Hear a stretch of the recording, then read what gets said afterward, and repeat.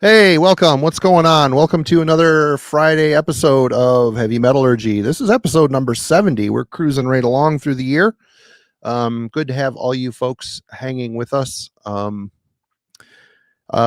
I bring on our guest tonight, as you may realize, there is no Alan this evening. He is out doing some family stuff. It is a holiday weekend, as you know. So cheers to you, Alan, if you're watching. We'll hold the fort down for you.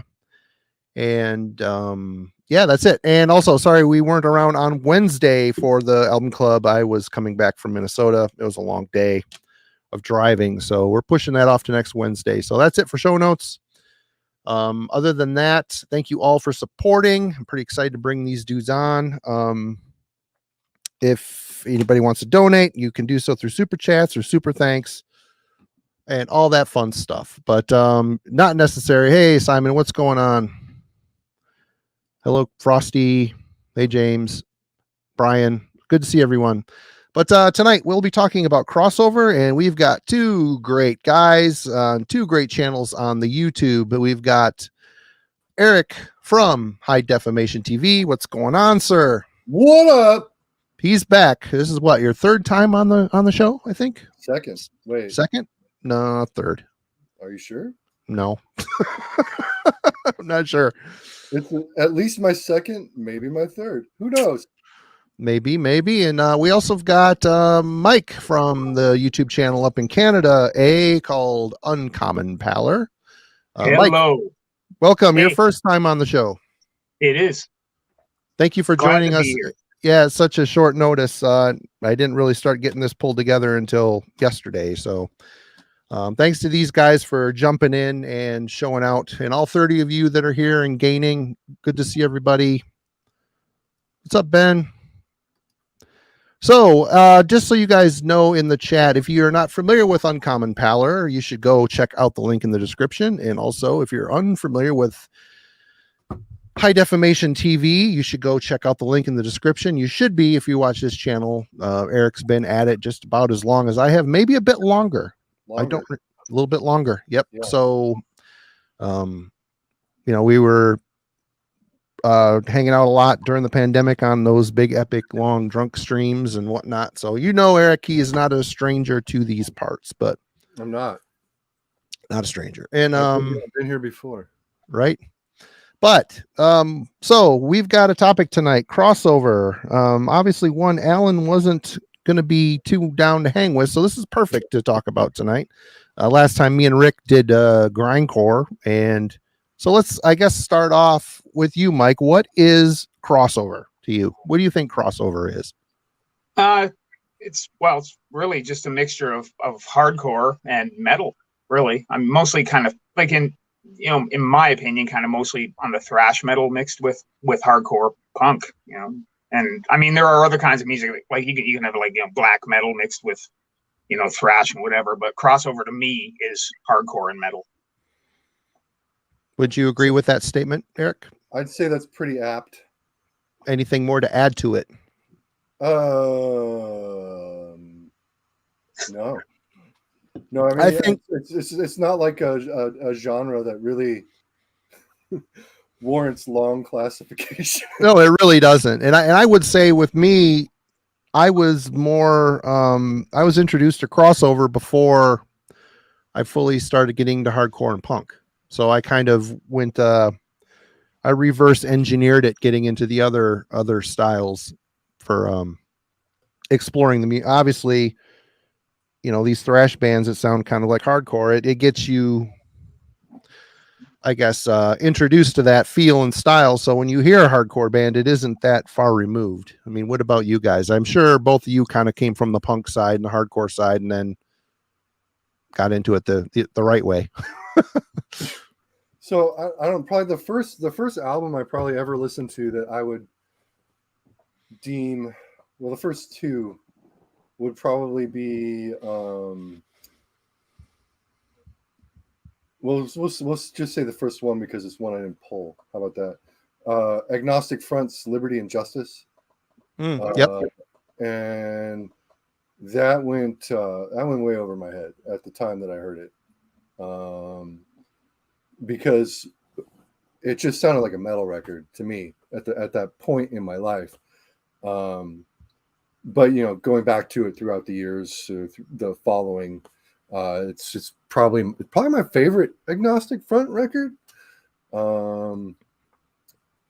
I mean, Victim in Pain, Cause for Alarm are classics, but that third record just is choice as far as that crossover sound goes. It's kind of like if Alpha Omega by Cro-Mags didn't suck, you'd have that Agnostic Front record. So what would you like when it comes to New York hardcore? I mean, everybody talks about the Cro-Mags album. Oh my God, Nuclear Cloud on it. I'm drawing a blank. I was going to pull it, but I didn't. Age of Coral? The Age of Coral, Jesus. Where does that sit? I mean, that to me is a hardcore record, but there's some definite metal on there. It's a hardcore record. To me, it's a hardcore record. It's got some metalish moments, but I think what kind of differentiates it from other like NYHC at the time is that it's a lot faster than a band like, say, Judge or Sheer Terror were at that point. What about you, Mike? Where did you start? What was the one record that really kind of captivated you on this whole crossover thing? Well, it was more of one track, and it was Cryptic Slaughter, and they were on one of the Metal Massacre comps, and I heard the song, and I was like, "Holy shit!" Because it was, it was kind of metal, but it was like screaming really fast hardcore too, right? So it was kind of the best of both worlds for me. Right. And then I got convicted. Well, I didn't get convicted, but I got the LP. Yeah. And yeah, it was more of the same, and I loved it. So then I just started checking out more bands that kind of fell into that category. Right. Yep. I think for me is the jumping in point. It's the Accused. They were the first. I had a friend that picked up an Accused album, and I was just completely blown away by that stuff. Anything with Blaine singing on typically blows me away. And yeah, that would have been number 2 for me, just being from Seattle. So it's like, yeah, that's all, like I knew. So back in the day, I knew some of the guys from the band Christ Driver, who put out a couple releases on Profane Existence. But prior to Christ Driver, they were a band called Subvert, which was, I would definitely not really hesitate to put Subvert's full-length record in the crossover category. There's a lot of similarity between that record and like the first 4 Accused records. So that's kind of where I jumped into the Accused from that point. That was probably like 92, 93 ish, give or take. Yeah, a while back. I think shortly thereafter is when the same friend introduced me to Dead Kennedys and Minor Threat. So, I mean, it was crossover was first, but punk and hardcore came in real quick as well. And, they share very similar air. There's no doubt about that. It's just, maybe a different dress code. Well, for me, like, I think one of the things that kind of got me like treading water in both lanes was seeing like thrash bands wearing hardcore band t-shirts, or like Sepultura with Dead Kennedys and fucking DRI stickers on Max's guitar, and like that again, thanks lists, of course, seeing hardcore bands thanking thrash bands, or even like the early death metal shit, seeing Possessed name in like SoCal like hardcore bands thank lists, like yeah, I can keep rambling. My leg fell asleep. Oh shit. Hell, that's what happens. You get old. You have cramps just from sitting. Everybody. That's what you have to look forward to. God, just from doing nothing is a problem sometimes. I need like one of those hemorrhoid pillows so my legs don't. Not because I actually have hemorrhoids, but get those too. Well, why don't we get this ball rolling? There's 50 people waiting to see some records. So, Mike, we're going to start with you. Why don't we start showing off? Take one and talk a little bit about it. We'll take turns. All right. Well, since I just mentioned it, I got some cryptic slaughter here. Convicted. What is that loud ass noise? Somebody needs to turn their vibrator off.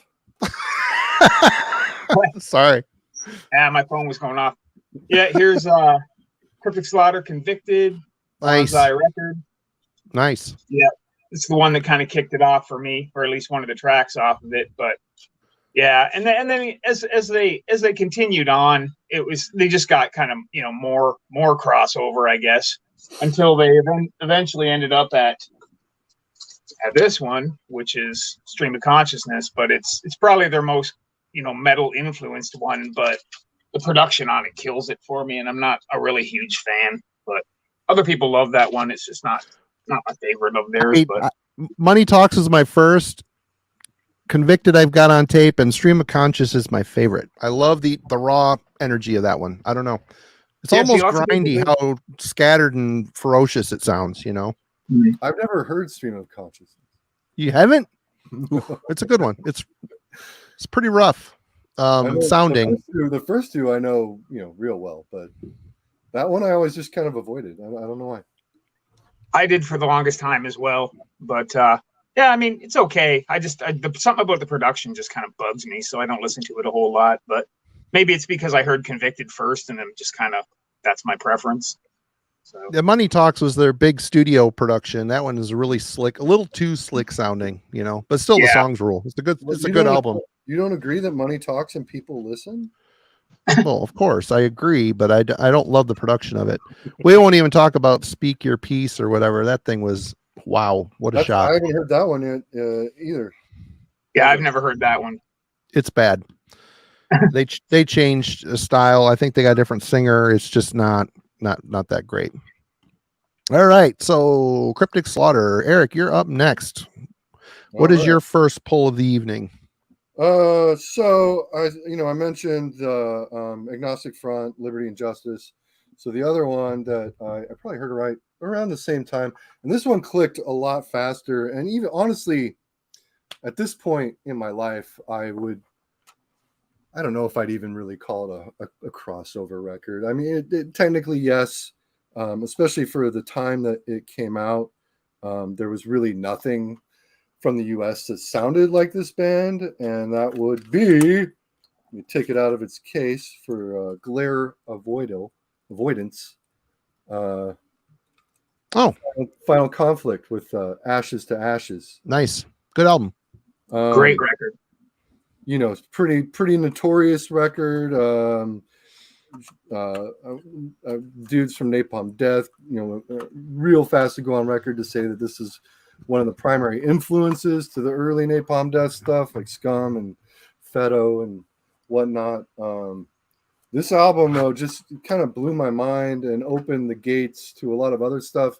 It came from the same area, like Crucifix and Christ on Parade and that kind of stuff. But this is probably still more so than Crucifix or Christ on Parade, a much more metal-friendly record, dare I say. But hearing it now, it just sounds like raw punk D-beat. There's not really a lot of like identifiable thrash elements to it. I just think at the time that it came out, there was nothing quite that visceral or that like metallic coming out of hardcore, especially on the West Coast. Except for maybe The Accused at that point. I want to say this was 86 that it came out, maybe 87, but no earlier than that, or no later than that. And you were talking about Subvert earlier, and Subvert, like at least the 7-inch, always reminded me of Final Conflict for some reason. Oh, for sure. Yeah, the EP. The Magnus Mustang. Yeah, they definitely tacked on more of a metal sound with the LP that followed the EP for sure. Yeah. All right, my first one. I've already mentioned them. Eric's mentioned them, but there's no denying how amazing this shit is. Tommy, the band is splintered into two projects. I think The Accused is still going with Tommy, and then Blaine has got a lineup going under Accused AD, and they basically just play all the old songs. They put out some new shit too. Actually, I have not checked that out yet. It's not bad. Is it pretty good? Okay. I mean, it's you know, it's the Accused with an AD tacked onto the end of their name. Yeah. But for me, his tight riffing. I mean, he was such a great player, and the riffs are so catchy and on point. And the palm muted crunch he had is just outstanding. But you know, this is all tied together by Blaine's just off the chains, off the hook, screaming style. I mean, I love. Go ahead. What? He can still belt it out. That's the thing. Oh my God! Most impressive about him specifically. His speaking voice sounds like he screams. So I mean, that's I think part of it. It's true. So I mean, it's not too much. It's probably not too hard for him because it's so similar. But all the Blaine albums I love. This is my second favorite. When they came back together, there was like a hiatus, and they got back together. They put out Old Martha, which is an absolutely killer return to form. Not that they were really out of. Splatter Rock had some weird tangents, but I still like that record. But Old Martha is absolutely great. Super heavy production, amazing riffing, great songs, a hell of a lot of punch to it. So yeah, I mean, if you're looking to start somewhere with crossover, I would say the Accused are probably the safest bet. One of the safest bets you're going to get. I wouldn't disagree. Totally identifiable band. Like nobody, I mean, there's bands that kind of sound similar to the Accused, but like nobody sounds exactly like that. They're completely unique in their own way. And when Blaine was out of the band, they had the bass player from Burning Witch. Oh, the dude with the weird name. Yeah, in the band, and it just wasn't the same, man. He was trying to sound like Blaine, but he wasn't. Was that like the early 2000s era of the Accused, or like the? Yeah, I'm just trying to place like the albums that guy was on. Let me see if it's on the. Yeah, they are cool. That album was The Curse of Martha Splatterhead. It came out in 2009. That's what I thought. Yeah, I like Burning Witch. Yeah, it's but I don't know that I would like Burning Witch guy on an Accused record. Brad Moen was the okay. singer. Brad, like he goes like Brad 991 something or other, like weird numbers at the end of his name. Anyway, yep. Anyway, we're back to Mike. We are back to me again. Well, I'm going with Beyond Possession. Yes. This is Beyond Possession. Yep. Calgary, Alberta, Canada. I actually just told the story about them in, I think, my last video, but I saw them once when I was a kid, and it kind of changed the way I looked at music. Band was kind of scary. They were fantastic, though. The bass playing in this is incredible. Their 7-inch before this was not quite as metal infused, I guess, but this is a straight up crossover kind of classic. And even the band the singer was in before, Riot 303, was really good as well. But Beyond Possession, killer. So good. Love it. Need it. Never fucking heard of them. Oh, you should definitely check them out. You'd probably like them. Nope. Down. Sweet. All right, Eric, you are back. Well, since Marty just talked about my hometown heroes. Well, you can reiterate. You can follow up on it if you want to. Everybody loves to talk about the pre-Nasty Mix era for the Accused. So I pulled Splatter Rock, which is, in my opinion, the best of the Nasty Mix era. Really? Better than Grinning Like an Undertaker? I love that. I love Grinning Like an Undertaker too, but I something about this record stands out a bit more to me than that one. I think maybe because there's a lot of contrast between how they sound on this and how they sounded prior to this. Also, this, I don't believe has, Grinning Like an Undertaker has that collab track with fucking Kid Sensation from Seattle. Yeah. Which is not my favorite. This lacks any crossover with the Nasty Mix hip hop bands. Although, maybe a Mix-a-Lot collab could have been cool. At any rate, I love this record. I think it's super underrated. It is. I think of the second era of The Accused, it has the best cover art, which means something to me. I don't know. I love this record. It's fucking great. But again, that's like, you know, how do I pick my favorite cat? Like, I really can't. If that makes sense. Right on. Yeah. So okay. Splatter Rock. Get into it. Jason Hook. Jason Hook. All right. I'm back. I'm going with another super obvious one. This was an early one for me as well. This isn't their first album. It's not their last album, and it is their best album in my opinion, and that is Dealing With It. Oh, fuck yeah. Yep. This album is a perfect, you know, the first album was a bunch of small short songs, kind of scattered and raw, which is cool. It's good. But this thing, they built up the track times a little bit. The songs are better. I love well, Felix's drum work is outstanding. The bass was done by Mikey and Spike on this one, but I love the bass tone. You can tell it was played with a Rickenbacker. It just has that clangy, really metallic tone that cuts really well, and it just really piles on that punk vibe on this stuff. But it's just such a great album. I mean, you got Couch Slouch, Stupid War, I'd Rather Be Sleeping, Snap. I mean, Nursing Home Blues, of course. There are tons and tons. And I Don't Need Society, absolutely killer. Absolutely great album. You know, I like Four of a Kind as well. It's a great record too. But everybody rants and raves about Crossover. I thought that album was really, really mediocre. I hated the super rhymey lyrics. Oh, we know. I know. It's just not. Just wasn't my jam. This thing and Four of a Kind. After that, Thrash Zone, from there on out, they started to decline for me. They got a lot less interesting. Their songs just started to sound like. I honestly don't really like Thrash Zone like at all. Like, I think my problem with Thrash Zone is your problem with Crossover. Right. Same thing. The lyrics.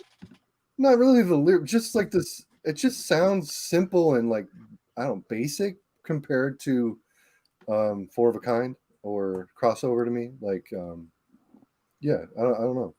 I pretty much stop at Dealing With It. Beyond that, I kind of lost interest. I don't like where they went. You know, usually I can deal with bands when they kind of, you know, evolve their sound, but for some reason it just didn't work for me with DRI. Right. I'll still see them live when they come around, but I won't. I just haven't bought anything since, you know, past Dealing With It. That's their high point for me. Oh, I would not disagree with you there. I mean, Four of a Kind, if you stumble across it, check it out. It's pretty damn good record. But after that, it was a steady decline for sure. Yep. But Mike, you are back. What have you got? I have a band from Corpus Christi, Texas, called Angor What. Oh shit. Very crossover, like just wailing solos. The singer, he's got this really weird, like, it's like he's doing this kind of, it sounded like the guy from Creator if he had a clothespin on his nose, kind of. He's very, very nasally and weird, but just an offbeat, you know, really good, underappreciated crossover record. I didn't do it. The singer eventually went on to be for a time in Nine Inch Nails. He was in a band called Screw as well. Screw. Yeah. Screw with a K. Yeah, and then he was in Nine Inch Nails. So they have a second record, one after this, but I've never actually heard it. But I see this one fairly often, and I generally pick them up when I see them because they're not that expensive, and then I end up giving them away to people. So they're usually that one's usually in the cheapy bins from and it's a good record. And I first heard the first song on it, Emotional Blackmail, I heard it was on one of the Complete Death comp LPs. So that's where I heard of them, and then I grabbed the record, and it's all like that. It's all really, really good. Yeah, cool. This is another one of those bands I always saw on the tape, in the cutout tape bin. I never bought it because it just, I don't know. I should have, I guess. I've got a couple Screw records, and you want to talk about a band swinging from Al Jorgensen's nuts? It's that band, big time, for sure. Oh yeah. Yep. All Was right. it Burning in Fire, Drowning in Flame? Yep. Good album. That one's good. And as they went on from there, they kind of lost me. But That's the first one, I think. Yeah. Yeah, I like that record. I like it. It's You're up. all right. So this might be a little controversial with some people, but to me, this is a crossover record. And that would be the 1985 demo from Insanity. This is just some of the gnarliest, nastiest crossover thrash that you will ever hear, especially for 1985. I think that precedes the first fucking god damn it precedes Seven Churches, I believe, and it also precedes Onslaught's Power from Hell, if I'm not mistaken. This record is just super visceral, super just feral. Like the vocals are insane. I can't really speak much for the stuff that they put out after the demo. They kind of went in a more like death thrash sort of direction, like Demolition Hammerish, but a little proto to that. This has that same sort of death thrash sound that you would kind of get familiar with later on in the 80s, but there's still like eschew like those hardcore breakdowns that you were hearing out of a lot of like the US hardcore at the time. Just a fucking great demo. And it's just gnarly. Great band photo on the back. Rules. This dude's hair looks like a fucking helmet right here. Yes. He's got like the Blackie Lawless sort of hair, like treatment. I don't really know what's going on there. Highlights, baby. He's got fucking Sharpie all over his Levi's vest. He has like the newest pair of blue jeans I've ever seen. I don't know. This is just great. I love it. I can't recommend it enough. This is a Radio Raheem reissue. I'm not sure how hard to find like the OGs of this are, but this is awesome stuff. Just foul, dirty, savage, everything you want in a good US crossover record. Sweet. Couple people heard of it. I've never heard of that before, ever. Dennis has heard of it. Carl's heard of it. Cool. All right. I guess I'm next. I'm gonna show an album that probably today would not be able to really be released in the way it was released here. I don't know if this is a controversial poll or not, but I've always loved this record. I used to have it on tape when it came out. Carnivore's Retaliation. Yeah, I mean why would that be controversial? Crossover album, very controversial. The lyrics were well, yeah, super tongue-in-cheek. But race war, inner conflict, Jesus Hitler, manic depression is a Hendrix cover. This predates Typo Negative. It's the second of two Carnivore albums. I still don't own the first one, oddly enough. I've never been able to find a vinyl pressing. There was an OG press that I could afford. I don't own either the first one or the second one. So this is a really good record. It's really heavy on the hardcore. I mean, it's very much a hardcore record, but it's just got enough metal bite, I think, to call it a crossover record.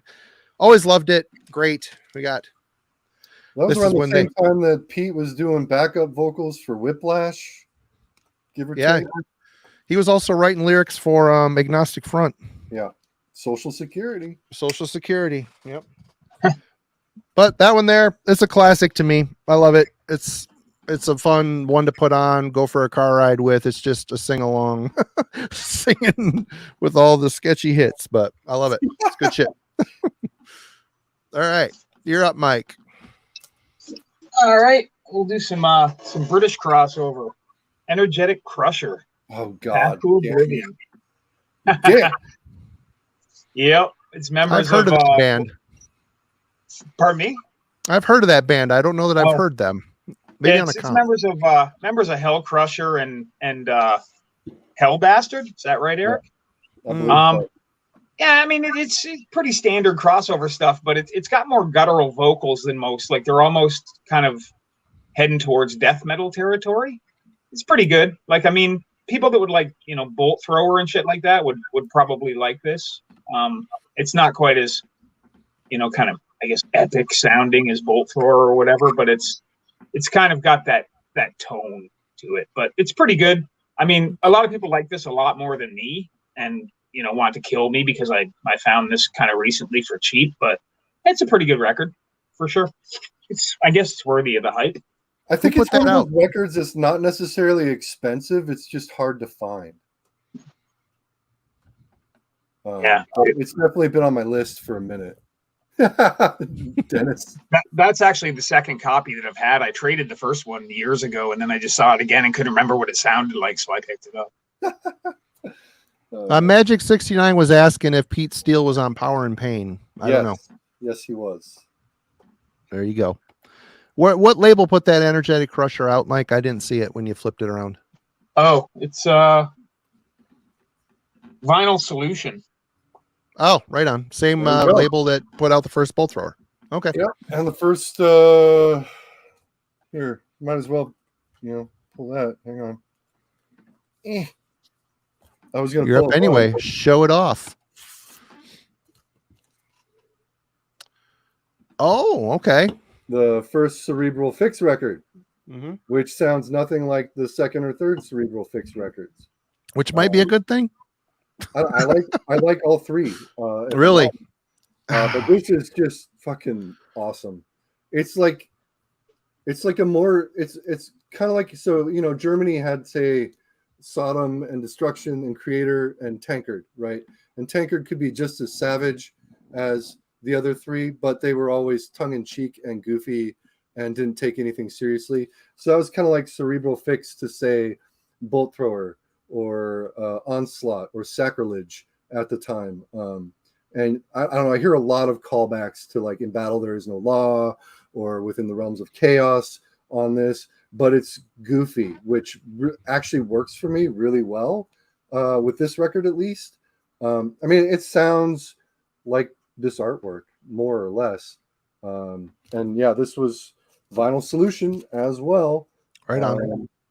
Just killer stuff. It's not particularly like fast, but it has some heft to it, and it has that guitar sound, that UK early crust sort of guitar sound to it that I stretches from, again, that first Bolt Thrower, the early Onslaught, to like the Hellbastard, to the Sacrilege, to another band that I'm going to show probably the next time I'm back up here.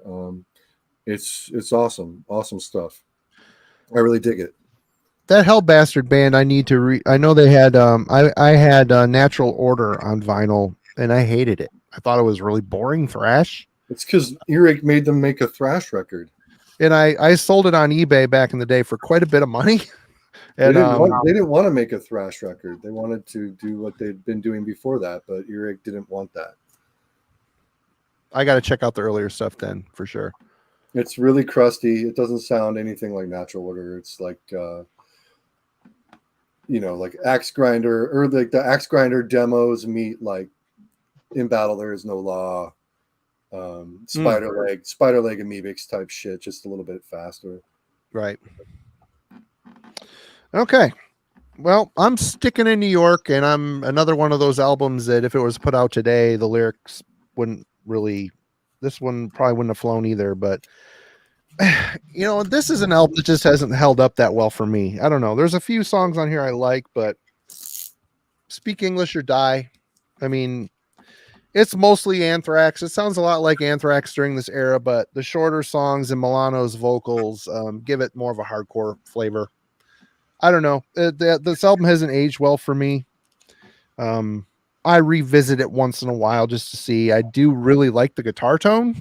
It's probably the thing I like the best about it. It's a guitar tone, but it's not saying much. Speak English or Die. I don't think we could have went through this without mentioning it. So there it is. You say potentially controversial. I think that one you can pretty much take it all completely as tongue in cheek and a goof. Yeah. At least I do. That's how I take that. I don't take anything on that record seriously. No. I just think it was them poking at everything, just trying to get a rise out of stuff and for fun, being silly. And it doesn't get much better than Freddy Krueger, the song. Right. Yep. That was actually one of the first, probably the second kind of crossover record that I ever heard was that Speak English or Die. And I always thought it was really cool. When I first heard that What's That Noise thing, like that goofy song, I was like, what the fuck is this? But not a bad record. I liked it a lot more back then than, like I said today. I think I'd just rather listen to Anthrax, but that's just me. All right, Mike, you're back. Okay, I saw somebody mention it in the gallery there. Mission of Christ. Yes. Band from British Columbia, Victoria, maybe Vancouver. I think Victoria though. This kind of reminds me a lot of if you mixed maybe like Animosity era COC with The Accused. Maybe it's kind of along those lines. This is a 2019 issue. It's stuff that was recorded from, I think it was 86 to 89. There's a 7-inch in here as well, but these guys had a split with Fratricide, who were kind of a similar band as well. But this is like really, really good, kind of under the radar, Canadian crossover stuff. And if people are into crossover and shit, I would highly suggest they get this because it's fantastic. Is that one of the, was it who did the reissue? Supreme Echo. Yeah, that's the one. Supreme Echo. Yeah, that's killer. Yeah, it's super good. I'm gonna look for that next weekend when I'm in Portland. Yeah, well, if you can't find a copy, let me know and I'll definitely get one for you somewhere. Jesus. Well, let me. Yeah, if it's a mix of the Accused in there too, I might be interested. Well, I'll send you some cash. Let me know. I'll buy one. Yeah, it's super good. Cool. Eric is next. All right. So I try not to pull anything like exceptionally obvious. I pulled a few, but so I was talking about UK with the Cerebral Fix earlier, and I mentioned another UK band that I would probably mention that kind of carried that same sound early on, and that would be Annihilated with their first EP, Path to Destruction. And they were a fairly short-lived band. They did a full-length, I don't remember who released it. The cover looks a lot like the cover to Hell Awaits. And it's not great. It's basically just a pure thrash record. This is just some of the surliest, like, again, bolt thrower-ish, not to be derisive and compare all these bands to say In Battle There Is No Law, but it's unavoidable. It's an unavoidable comparison on this record. Also, you could, the Sacrilege demos, I don't know if I'd say Within the Realms of Chaos or the second Sacrilege album, but it's pretty fucking epic EP. These guys formed in like 81, so they were pretty early. I want to say this album is like 85, around 85, maybe 86. Just killer stuff. I mean, they look like they'd be at a Bolt Thrower show or like a Sacrilege UK show. Just awesome, heavy, crushing crossover thrash. It's not like in that English Dogs or Broken Bones vein. Definitely a precursor to what would become the UK crust scene at the time. Probably really comparable to like the Onslaught demos as well. Not necessarily Power from Hell, which is a little bit more thrash / death than this was, but just great. And I love that fucking cover art is killer. This is a reissue on Agipunk. I think they changed like the font up here maybe a little bit, and I believe that's a bit of a different font than on the original press. But other than that, the artwork's fully intact from how it was originally presented, and it fucking rules. It sounds like this cover. It's killer. Sweet. And they didn't spell their name correctly, so that's one easy way to find them. Right. They missed an N. Probably wasn't intentional. Right. It was an oopsie daisy. Okay, well, my crossover section is a lot of obvious. So we're sticking with obvious here. I figure I'd fill in that I'll fill in those blanks, but this is a favorite, and I really regret getting rid of my OG cassette for this reissue, but Crumbsuckers, Life of Dreams. This is a Century Media reissue. I like Beast on My Back as well, but this is the superior of the two. The most ferocious, really good songs. Just sit there. So good. Schitt's Creek, Life of Dreams. Man, it's just absolutely unique vocals, kind of a croaking, screaming style. Very sharp metallic guitar work. Excellent New York band. Got the Taggart art on the cover. Yep, you got the mullet helmet, and then you got other dudes that look like they're in a youth crew band. The mullet helmet. The mullet helmet, but well, the awesome. the singer was in a New York hardcore band called Crackdown before he was in Crumbsuckers. But that's totally my favorite crossover record, period. Yeah. And then one of the Pete, what's his name? No, Gary.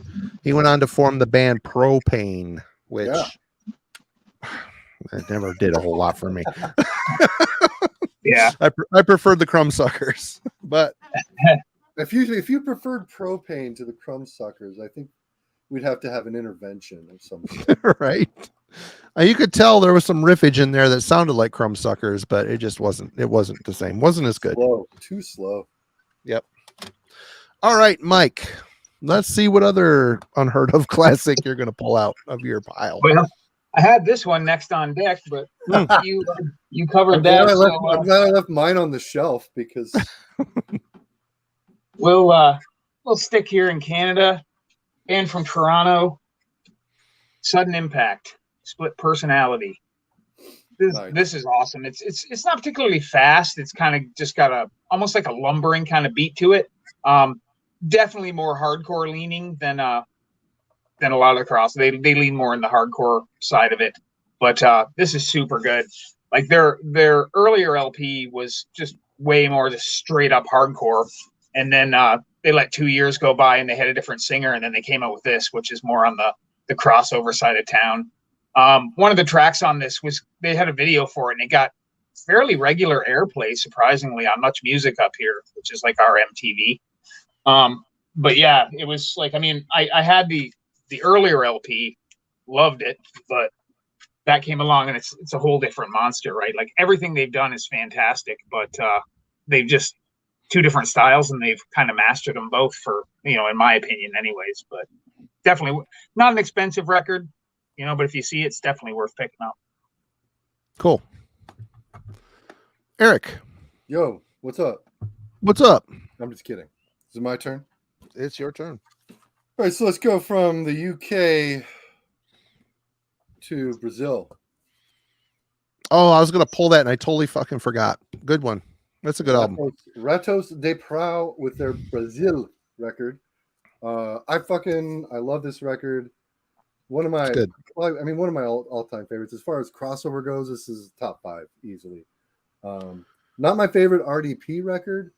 That'd be the first one because nothing else sounded like it in '84 in Brazil. This came out in '89. Actually produced by Harris Johns, who did like a lot of thrash classics. Every Sodom record up until like the mid '90s, Destruction type of shit. This record's just fucking killer. There's a couple tracks that might be questionable for some listeners where they incorporate a little bit of the funk. They get a little Seinfeldy on the bass on occasion. But they're very short segments, and luckily they don't rock the pirate shirts, so that's also awesome. This is just, and it's super far removed from the first record, Crucificados pelo Sistema. Again, that's my favorite of theirs, which is just blatant discharge worship. And then the two that followed that, once they got picked up by Cogumelo, got really brutal and a lot thrashier and more onto the metal side of things. And this is kind of like a meeting point between those sounds. It's great. I love that artwork. Cool. The follow-up to this is also pretty good, Anarchophobia. It has a few more questionable moments than this LP does.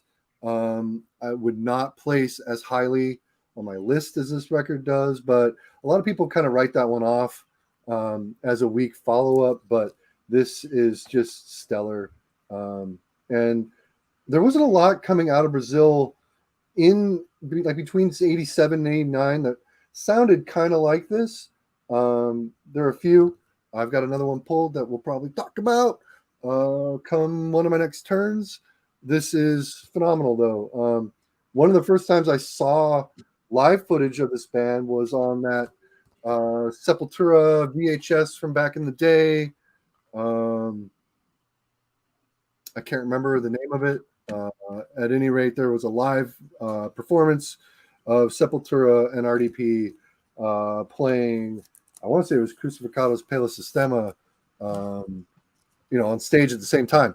And it was awesome, and it blew my mind. Sweet.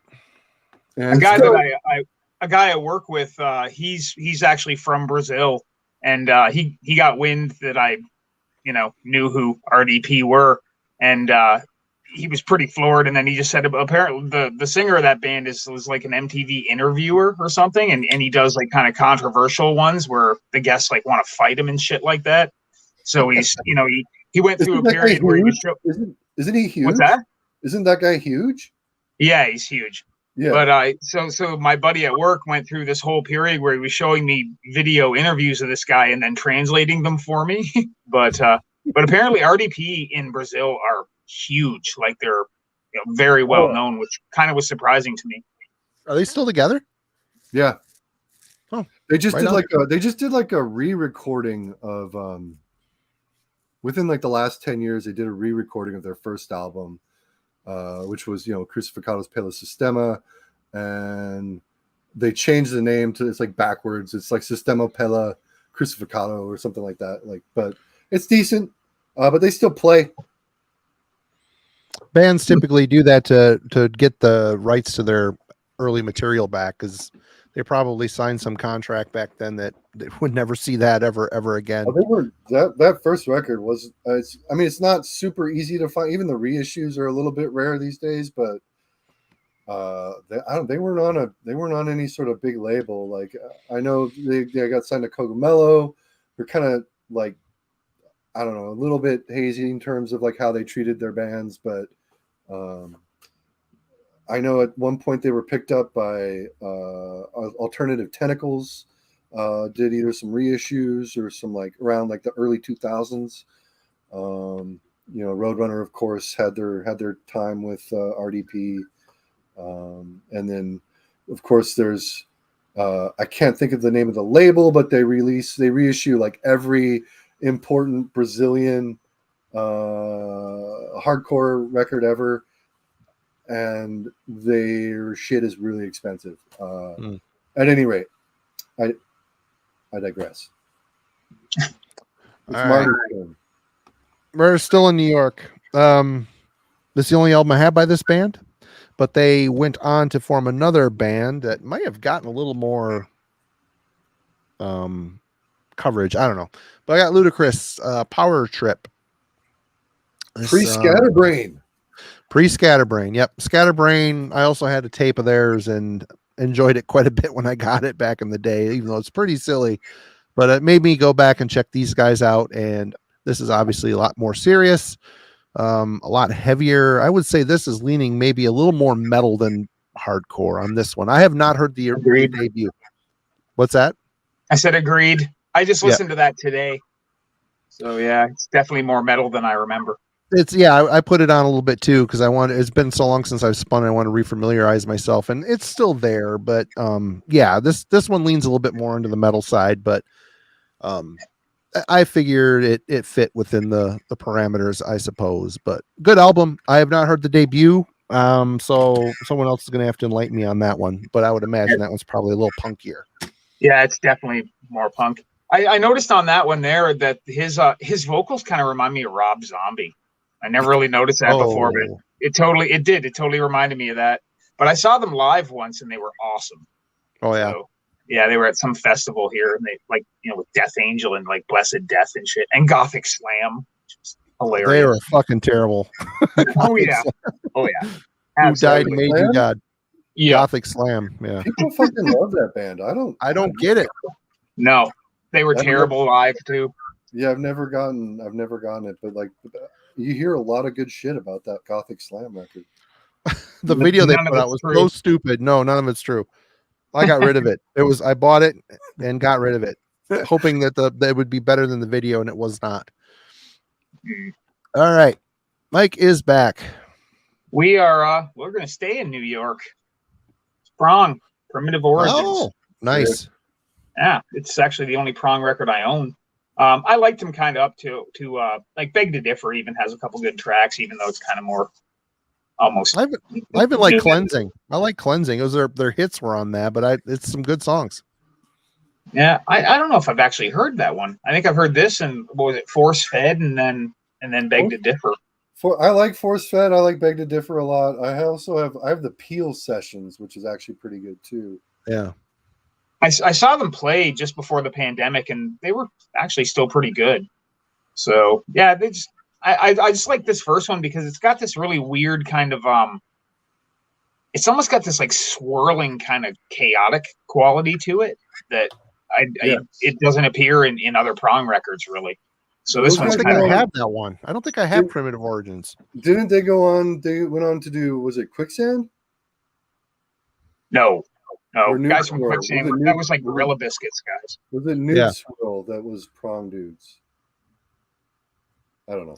Well, Ted Parsons joined Prong, and he was in Godflesh for a minute. And where else is he? I can't remember. Think who else he? What else he was?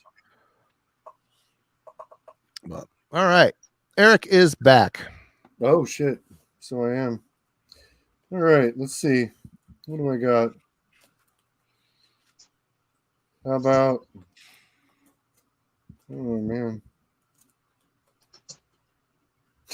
How about something modern? Hell yeah. Oh shit. Adhesive Sleeve. I hate that. Terrible. Always get them stuck on the record. Okay, there we go. Never fails. If you can't figure out what this band is wants to sound like, then I don't know what to tell you. Negative Self from Sweden. Suicidal. I mean, I don't know. What do you think? Yep. Except, they're from Sweden where it's snowy and cold. This record's awesome though. Like I fucking dig the hell out of it. It's like, this is like if Suicidal had made a good record after Lights Camera Revolution instead of The Art of Rebellion, you'd have this record basically. And that's not a bad thing to me. It's totally derivative. It's not original in any facet. Clearly not original in any facet. No. But still just a killer record. You can tell that they love their influences. And it's just a lot of fun to listen to.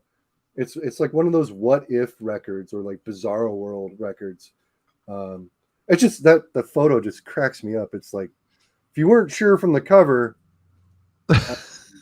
you're just missing a Rocky George on this. Yeah. But the guitar player, I don't want to say as good as Rocky George, but he definitely emulates Rocky's style really well. Again, there's nothing original about this at all, but it's rad. I love this record. It's just cool. It's some of the dudes in this are involved in Dr. Living Dead, who may make an appearance as well. Just a rad record. They put out a follow-up to this. This was actually released by High Roller of all labels. not a reissue. And then they went on to a more like hardcore centric label for the follow-up. They tried to get a little bit more epic, maybe a little bit more metal on the second record. It doesn't work as well for me. I think part of that is because they started to like kind of, I think, experiment with their own songwriting styles. Whereas this is, like I said, again, totally derivative, but I fucking love it. It's great. Anyway, yeah, Negative Self. It's good shit.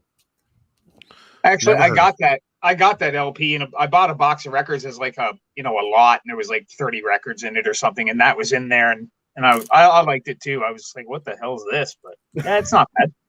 Yeah, I didn't know anything about the band though. You just informed me a whole lot about them. I knew nothing.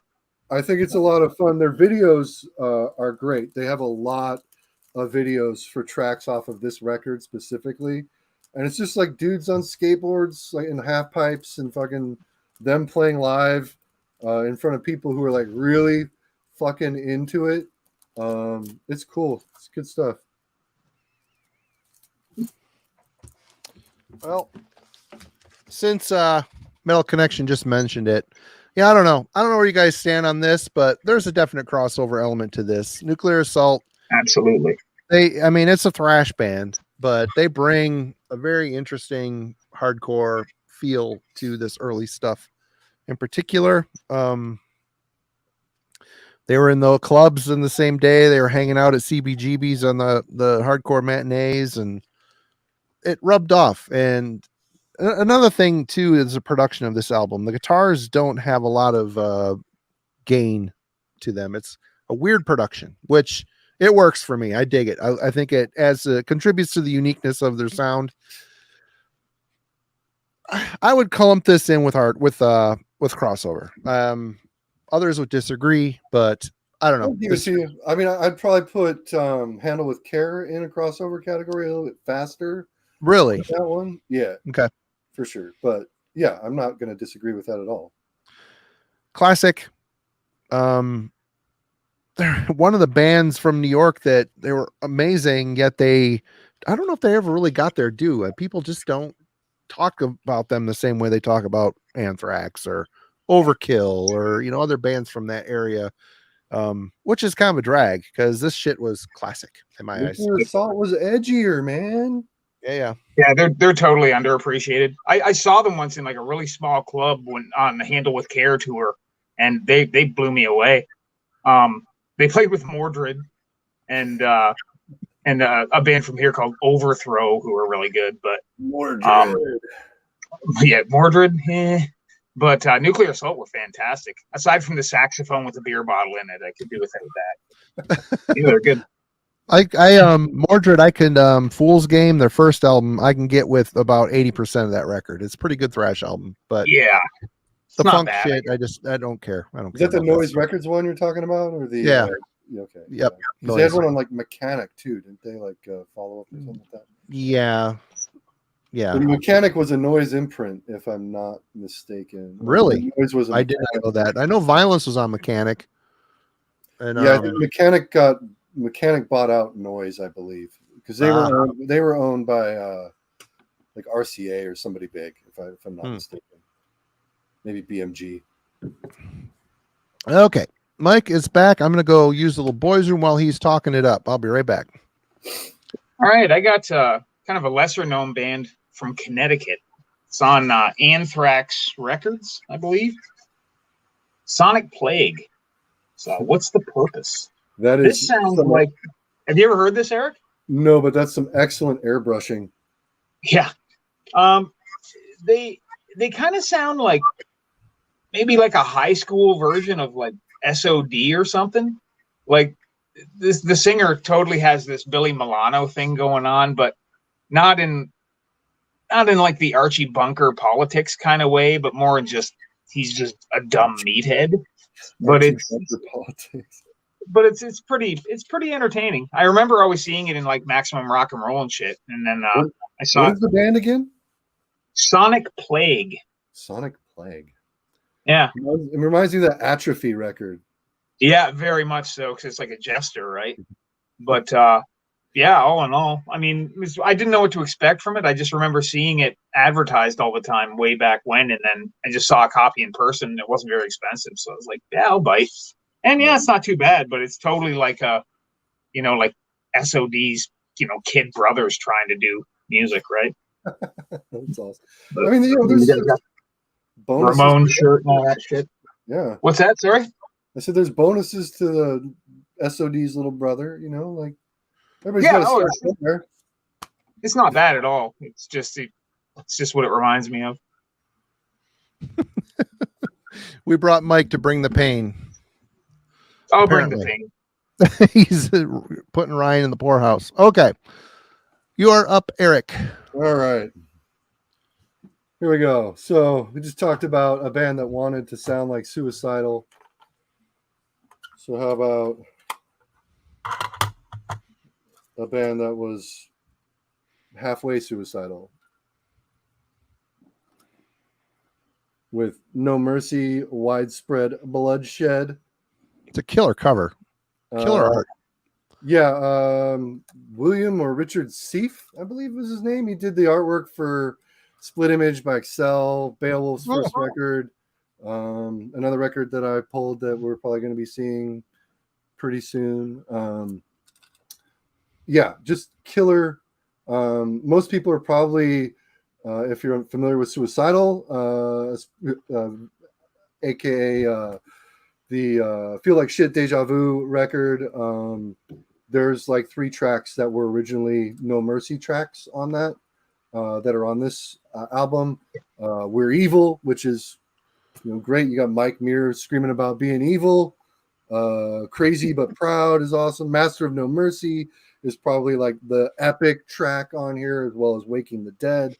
It's just not a bad cut on this record. And if you want the full artwork experience, for whatever reason, you have to get the tape. The LP, they cut it off like here. And then the picture disc is even worse. But this, Suicidal Records put this out. Isn't even Caroline. It's just Suicidal. It's awesome. One of my favorite SoCal crossover bands. It's just killer. Every song rips. Exactly. No baloney hands. Baloney. Every song rips. It's killer. I can't say enough good shit about this record. It's awesome. And essential. I've always wanted that one, but I've never owned it. It's so good. When it hits your lips. All right. Where to go? I'll go a little less obvious. We're gonna bring Jesus into the conversation. What do you say, guys? Why not? Why not? Do it. The Crucified. Oh shit. Not a bad album. It's not a bad album. You go into the Christian bookstore, and if you like suicidal tendencies, check out Crucified, or you like DRI, check out the Crucified, that type of thing. And this is definitely in that it's mostly thrash, but with a hardcore circle pit type vibe to it. I've not heard the second album. I hear it's a change, a departure, but this is, there's a song about getting in a mosh pit and all sorts of stuff on here. I can't remember the name. Shit. Well, it's called The Pit. So this is a solid album. Is it groundbreaking? Of course not. But for a Christian band, these guys, they did all right in the crossover sound for sure. I'm pretty sure that I've heard that. I think that may have been purchased for me by my mom at the same time that she was trying to get me to not listen to what I was listening to. I found this Tourniquet record at the bookstore, and I thought you'd really like it. And I liked it, but not for the reasons that she thought I might like it. I liked it because it was funny, not because it was good. Right? Same reason I liked like the first couple of fucking Vengeance Rising albums, because they're hilarious, not because they're great. Right. Anyway. Yep. I mean, there have been some, Christian bands that got it right, like Believer. I mean, those first 2 Believer records are fucking crushing. Mortification, other than having really shitty production, their shit was good. early on. Afterwards, they got pretty bad, but Yep. they'd get it right sometimes. But anyway, Mike, you are back. It's Wasted Youth, Black Days. Oh, you dick. Yeah, the video for a Good Day for a Hangin', it got a lot of rotation up here again on Much Music, and it's just a great song. Much Music was killer, man. My parents had a dish back in the day, and I'm like, man, this stuff crushes MTV. That video, Yeah, they played quite a bit of good stuff. that This video, one, is so the good, video always too. made me laugh because the guy's wearing the drummer's wearing drumming gloves, which is instantly hilarious. But the Yeah. singer looks like a cross between Roger Murray and Pauly Shore. Well, which he's related. That guy's related to a circle jerk. Oh, is he? Yeah, I had no idea. The younger brother of he's the younger brother of Lucky Lehrer from the Circle Jerks. Oh, really? I did Yeah. not know that. Yeah. But yeah, he looks like a cross between Roger Murray and Pauly Shore. Dude, people give me shit about this all the time, but I like that record better than Reagan's In. I like it better than the record that followed Reagan's In. And that's got the same artwork for the same artist as that No Mercy record as well. It's a great record. I like it. No problems Yeah. with it at all. They did one of the songs on that was on the soundtrack to Leatherface, Texas Chainsaw Massacre 3. Did not know that. Yeah, that record's awesome. Super underrated in my opinion. People are real quick to talk shit about it, but Not me. All right, You're up, Eric. Marty? Oh, I'm up. No, Oh. I think it's Eric. Oh, wait, Eric, yeah. Is it me? Oh shit. Okay. That's Sorry, I'm drunk. So Woohoo! are you sure? Yeah, because okay, Marty talked about the Christians. Yep. Fucking Christians. Since Mike, went back to SoCal, I might as well. Second Beowulf, Lost My Head. I was gonna pull the first record, but I've shown it before. Lost My Head, but I'm on the right track. On Caroline. First record was released by Suicidal. This also has like the longest J card in the universe. It's like Jesus, man. Someone tried to make a snowflake out of it. You know how they cut it into their cool logo. No, it's a promo cut, man. I know. Beowulf. What do you get with Beowulf? Imagine Suicidal meets Motorhead, and that's what Beowulf sounds like. Oh, right on. In a nutshell. If Motorhead sang songs about surfing and skating and doing a lot of blow, which I'm sure Motorhead probably wrote songs about doing a lot of blow, but definitely not songs about skateboarding or surfing. These guys are awesome. Fucking just killer. It's not quite as good as the debut, which is a little bit rawer. This is a bit better production. There's a third album after this. It's pretty okay. And they kept going after that as well with not super great. I think they got a little Jesus-y kind of later on. None of that to be found on this album. Just really good. Solid crossover in that Suicidal vein. Venice. So All right. Well, I'm going to stick with Southern California too and get this one out of the way. Split Image by Excel. This is one of those bands. I've got the one on after this, I believe, on tape with the Howdy Doody on the cover. I can't remember the name of it. I don't like that record at all. The Joke's on You. The Joke's on You. That's the first one I heard by this band. This is the second. And man, these guys musically are really good. The vocalist I just don't like. I don't know. I kept the CD. I was gonna get rid of it, but I kept coming back to it. I'm like, maybe if I listen to it more, I'll be into it. But it's kind of a whiny voice, super rhymey lyrics. I fucking hate that. And I don't know. The music is really good. Hardcore band by a bunch of skaters. What do you want, man? I know. And that's fine. Aristotle lyrics. No, but I don't know. This is cool. I don't love the vocalist, but other than that, pretty solid crossover from Southern California. Yeah, record's phenomenal in my opinion. Yeah, I like that record quite a bit. All right. Oh, we'll stay in California. Got some attitude adjustment. Shit. American Paranoia on Pussmort. Oh wait, no, I didn't pull that one. Yeah, this is love this since the day I heard it. So good. I mean, it's definitely more on the punk side of crossover, but yeah, makes it no less great. They didn't really go full crossover until they just changed their name to Attitude. Yeah, I didn't like them as much when they did that, but they were still all right. But this record's a killer. It's been I've never got sick of this, and I've owned this for since it came out in 86 or something like that.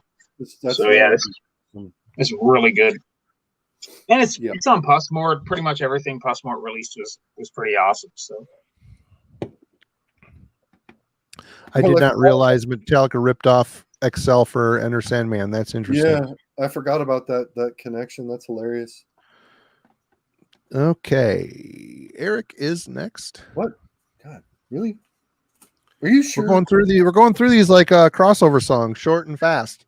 All right. Here we go. Classic Italian. Ha. Raw Power, Screams from the Gutter. That's a great record. Kind of like the template, basically. On Toxic Shock, sorry. Yeah, just essential when you're talking about crossover, this first Raw Power record. I don't know if I'm pretty sure the EP preceded this I like better. But this is just killer, stellar, just really, especially for its time and the geography from where they came from. Wasn't a lot coming out of Italy in 85 sounding like Raw Power. There was a lot of Discharge worship, but nothing quite of this caliber. And the fucking killer cover art, like unmistakable. I love this record. Like I said, it's essential, raw, visceral, catchy, hooky, just a rad record. It's just perfect in my opinion. 10 out of 10. I think their guitar player died like on the soccer field while playing soccer. That's brutal. If I remember correctly. That's, I guess, sacrifice for your art. The last show my hardcore band ever played was opening for Raw Power in Detroit. Oh, I have a bunch of Raw Power, and I have one that came out. It was like almost like 89 or 90, and it's really good too. I don't think they really had any bad moments in their 80s output, honestly, but they were good. I think the only thing that I can really compare to this is the collaboration that Schizo did with Necrodeath, called like Schizo Death, or Necro Schizo, something like that. Mondo Cane or something was the name of the record. And that's a pretty great crossover album as well, but it's a little hard to find. And one of the reasons that one's kind of outstanding is because considering Schizo and Necrodeath are not hardcore at all, not even adjacent a little bit. It's cool that they put out a record like that. But that Raw Power is just perfect. Good shit. All right, I'm back, and cool CD I picked up for $1 somewhere. This is my favorite era of Corrosion Conformity, Animosity. I also like the Technocracy EP and the 6 Songs with Mike EP. Eye for an Eye, I like, but I don't love it. I thought when they started to get a little more metal is where they really kind of found their stride. Again, people would disagree with me on that one, and I really did not like where they ended up getting all bluesy and southern sounding with the Wise Blood and all the other. I know people love that Blind. You don't like that song?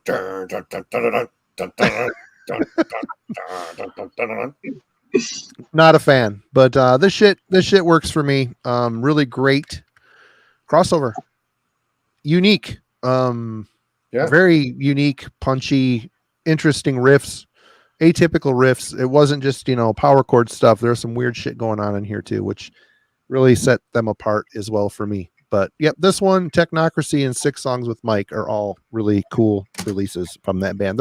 They're heyday for me. I dig COC. I like Blind a lot. I mean, I don't like it as much as what came before it, but that's like my jumping off point is after Blind. When Pepper starts singing, right? I just heard that guitar riff I was just making fun of. I heard it at the strip club too many times in the mid-90s. Yeah. left you frustrated like the strip club itself. No, it's just like that's a bad song to play here. I want like WAP or Def Leppard, like. Anyway. Yeah, Animosity is the one for me. Animosity is such a good record. It's that hissy thing that he's got going on with the vocals. It's unique and it makes it all the better.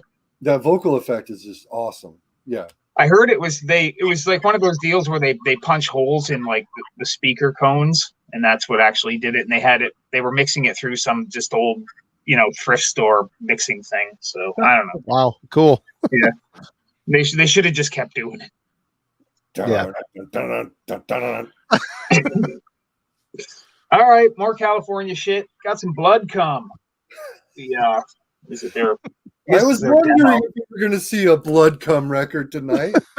Yeah, we got some Blood Cum with Tom Araya's brother on bass and supposedly Jeff Hanneman's brother, but that's a conflicted rumor. But it just sounds like a crossover high school version of Slayer, really. I mean, it's okay, but nothing crazy. But I saw it and I was like, I'm going to show that shit. It fits the mold. Was that that was that Wild Rags single series? Is that? Yeah, the hardcore demo series. Yeah, it's not too bad. Wild Rags is kind of hit and miss, but whatever. Blood Cum. Yeah, stupid name. In the stream now, the night's complete. We saw a Blood Cum record. Yep. Yeah. Oh, my leg. Oh. Okay. Hopefully, someone can follow it up with a band called Penicillin. It's tough. All right, Eric, you are back. All right. Here we go. How about this? Well, wait, no. How about this? We'll go with this. Dun, dun, dun, dun, dun. God damn it. Oh, it's in your head. I need to go to the strip club. Psycho with You Love Us, You Hate Us. Huh. This record, I'm a little bit new to this record, actually. I just picked this up maybe 4 months back, give or take. It was at my local. I had a couple Psycho records, and I didn't feel like spending a whole bunch of money that day, so I just got the one. 1988. Super fast. I want to say these guys are East Coast. They're from Boston. Boston. Okay, so that makes sense. Yeah. You can look at the shirts they're wearing, and it'll give you an idea of like their pedigree. You got a guy in a Ripcord shirt, another guy in a G.G. Allen and the Jabbers shirt, and then another guy in a shirt that just says, "I'm a revolting beer drinker." So that basically tells you what to expect as far as the sound of this record. It's sloppy, it's fast, it's visceral, it's pretty metallic. I would say, bear with me. This is I'm just running this analogy through my head right now for the first time. If that band Genocide were a power violence band, that's what Psycho kind of sounds like. Genocide being the metal punk band from were they Boston or New Jersey? I want to say they were New Jersey. They're from New Jersey. Yeah. But yeah, this record's rad. It's just a fun, real fast list, 45 RPM, and you only got 9 tracks on here. It goes by super quick. And it's just a good time. It's like say Gangrene, but more violent would be like a good comparison. I don't know. I dig it. Like I said, I'm kind of new to it. It's good shit. Psycho. Yeah. That guy's left nut is the 4th member of the band in the band picture there. Yeah, I mean, pretty much. No, you can see undies. He's wearing pants. The singer of Psycho is the guy that does that Action Records where it's like AX/C. And then the drummer did Fudgeworthy, and they put out G.G. Allen shit. So they Charlie Infection. Yeah, I think he's the drummer for Psycho. Yeah, you got Ed Lynch bass vocals, Johnny X guitar vocals, and Charlie Infection. Yep. Vocals. Charlie Infection. I used to write back and forth him a lot back in the day. That's they Charlie still play in the Ripcord shirt right there. Yeah, Psycho still plays shows. Nice. Yeah, they've Yeah, been they're- around forever. They're a lot of fun, man. I really dig it. It's not super politically correct. You know, you got songs called "Shut Up," another song called "Master Race," which is not about being proud of being in the master race. Kind of politically conscious, actually. But then you also have songs called "Shaved," and I'll let you guess what "Shaved" is about. Yeah, it's really good. I like it a lot. It's fun. It's kind of a fun, dumb listen. Yeah, Charlie, back in the day, when I had Worm Gear Zine, he would send just big packages of 7 inches and tapes and all sorts of porno grind type stuff. And yeah, there's the stuff like Gonkulator, shit like Gonkulator, and who knows what, Captain Three Leg and all sorts of other fun time shit. But Later, man. okay, I'm going to take it to a more classic route. The UK 82 scene, the punk scene, I'm a big GBH fan, always have been. But their trajectory started off pretty punk and got a lot more metal as they went forward. This to me is kind of a crossover record, Midnight Madness and Beyond. Very heavy. I'll allow it. I love this record. This is one of my favorite GBH records. And even afterwards, A Fridge Too Far is where they started to lose me. I dig little it. Fridge bit. Too Far, man. I think it's fun. I like it. I like checking out the version of Checking Out on here. It's really ambitious. There's some good songs, but the whole Fridge thing was just kind of like, what the fuck are you doing? But British, man. You're not yeah, they're supposed to British. understand their humor. This album though, fucking awesome record. So good.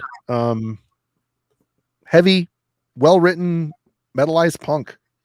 Not necessarily like Discharge, not as fast, just more of a plodding along, punky vibe, dirty metal. It's cool. Love it. Yeah. Good stuff. Good pick. Good pull. Or Good pulls since they were pulls. I've only ever seen GBH once, and it was actually on that tour, and on the Midnight Madness and Beyond one. Mhm.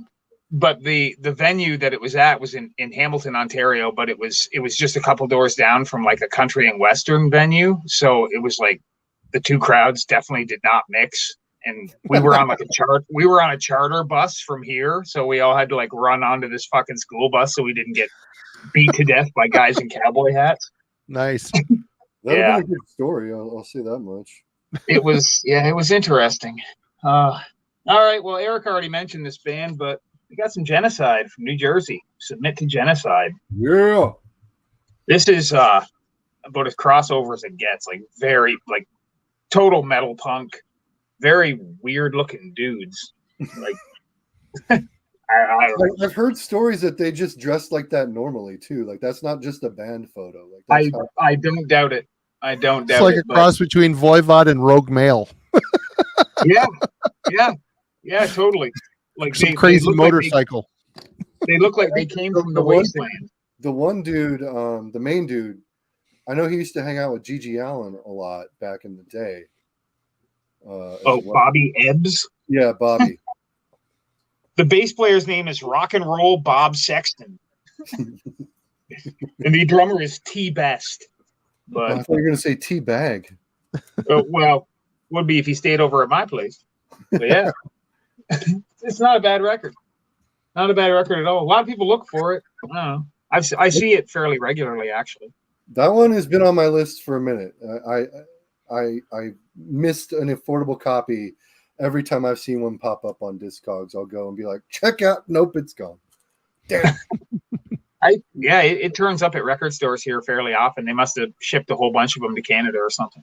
And then they did that split with MIA, which is really good too. I just got a reissue of that because an original's never going to come my way, right? But yeah, it's a great record. Yeah. Okay, Eric, you are back. All right. For the attack. Here we go. Kind of obscure. Cyanide with World Peace 6 Feet Under. This is a reissue on this was reissued on a weird label. It was reissued by WYLN, which is the same label that did like those fucking Amorphous, the earlier Amorphous reissues. And then they did the Leather Nun reissue as well. This is a subsidiary of theirs called Mother Records. This is more like metal punk from the U.S. somewhere. Not super familiar with these guys. I never honestly heard this record until I snagged this while I was in South Carolina back in November. But it's fucking killer. It kind of reminds me a lot of that Tyrannicide CD that I talked about in my Tunes from My Car video a few videos back. It's very metally, but like there's like gang vocals, and they have like, you know, the typical late 80s hardcore type breakdowns on occasion. Goofy song titles like Country Mosh. That's a good one. Country Mosh. It's country song with mosh parts. It's awesome. There's a song called Fucking. It's pretty good. I can get behind that. Yeah, topically, it's a very topical track. Some very profound lyrics. I'm me, so fuck you. That's a good one too. Vito the Guido. I don't really know what that means. I think that's like an inside joke of some sort. And inside jokes, as far as song lyrics go, usually kind of put me off a little bit, but it's catchy. It's good. It's a really fun record. It's nothing phenomenal, you know, like it's not essential. But again, it's one of those, it's like, you see this reissue, it's going to be cheap, first of all. I got this from Aaron, actually. He gifted me this on my way out of South Carolina, the Metal Theologian. But it's rad. Just a fun, dumb, you know, kill some of your brain cells sort of time. So it's good stuff. Would fit nicely next to that Genocide record or that Psycho record or anything kind of in that vein, that ilk.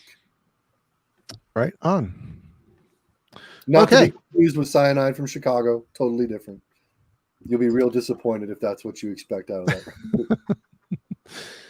Next up for me, same section of the world, although a little further north, we've got the Exploited with Death Before Dishonor. They too went the path of more metallized trajectory, and this is a good. I've always really liked this album. I really prefer Let's Start a War, Troops of Tomorrow, and Horror Epics over this, but really, this is good. Yeah, I really.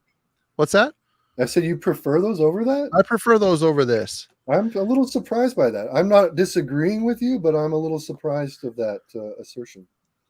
But I did enjoy this album, and this is it for the longest time my jumping off period for Exploited, although I've since then picked up some more tapes, War Now or dude, you got to get Live at the White House. Probably the best. I have it on tape. But I have not listened to it in 1,000 years, so I need to check that out again. So shitty, but I love it. But yeah, I mean, it's just a metallized Exploited. If you know, obviously Exploited is just Waddy's unique screaming style and attitude. But there's some good riffs on here, some good songs on here. They started going crossover on Troops of Tomorrow. To me, anyway, like a little bit, but this is where it was really obvious. I mean, yeah. there was no doubt here. No Forgiveness is probably one of my favorite songs on the album. Death Before Dishonor, Drive Me Insane.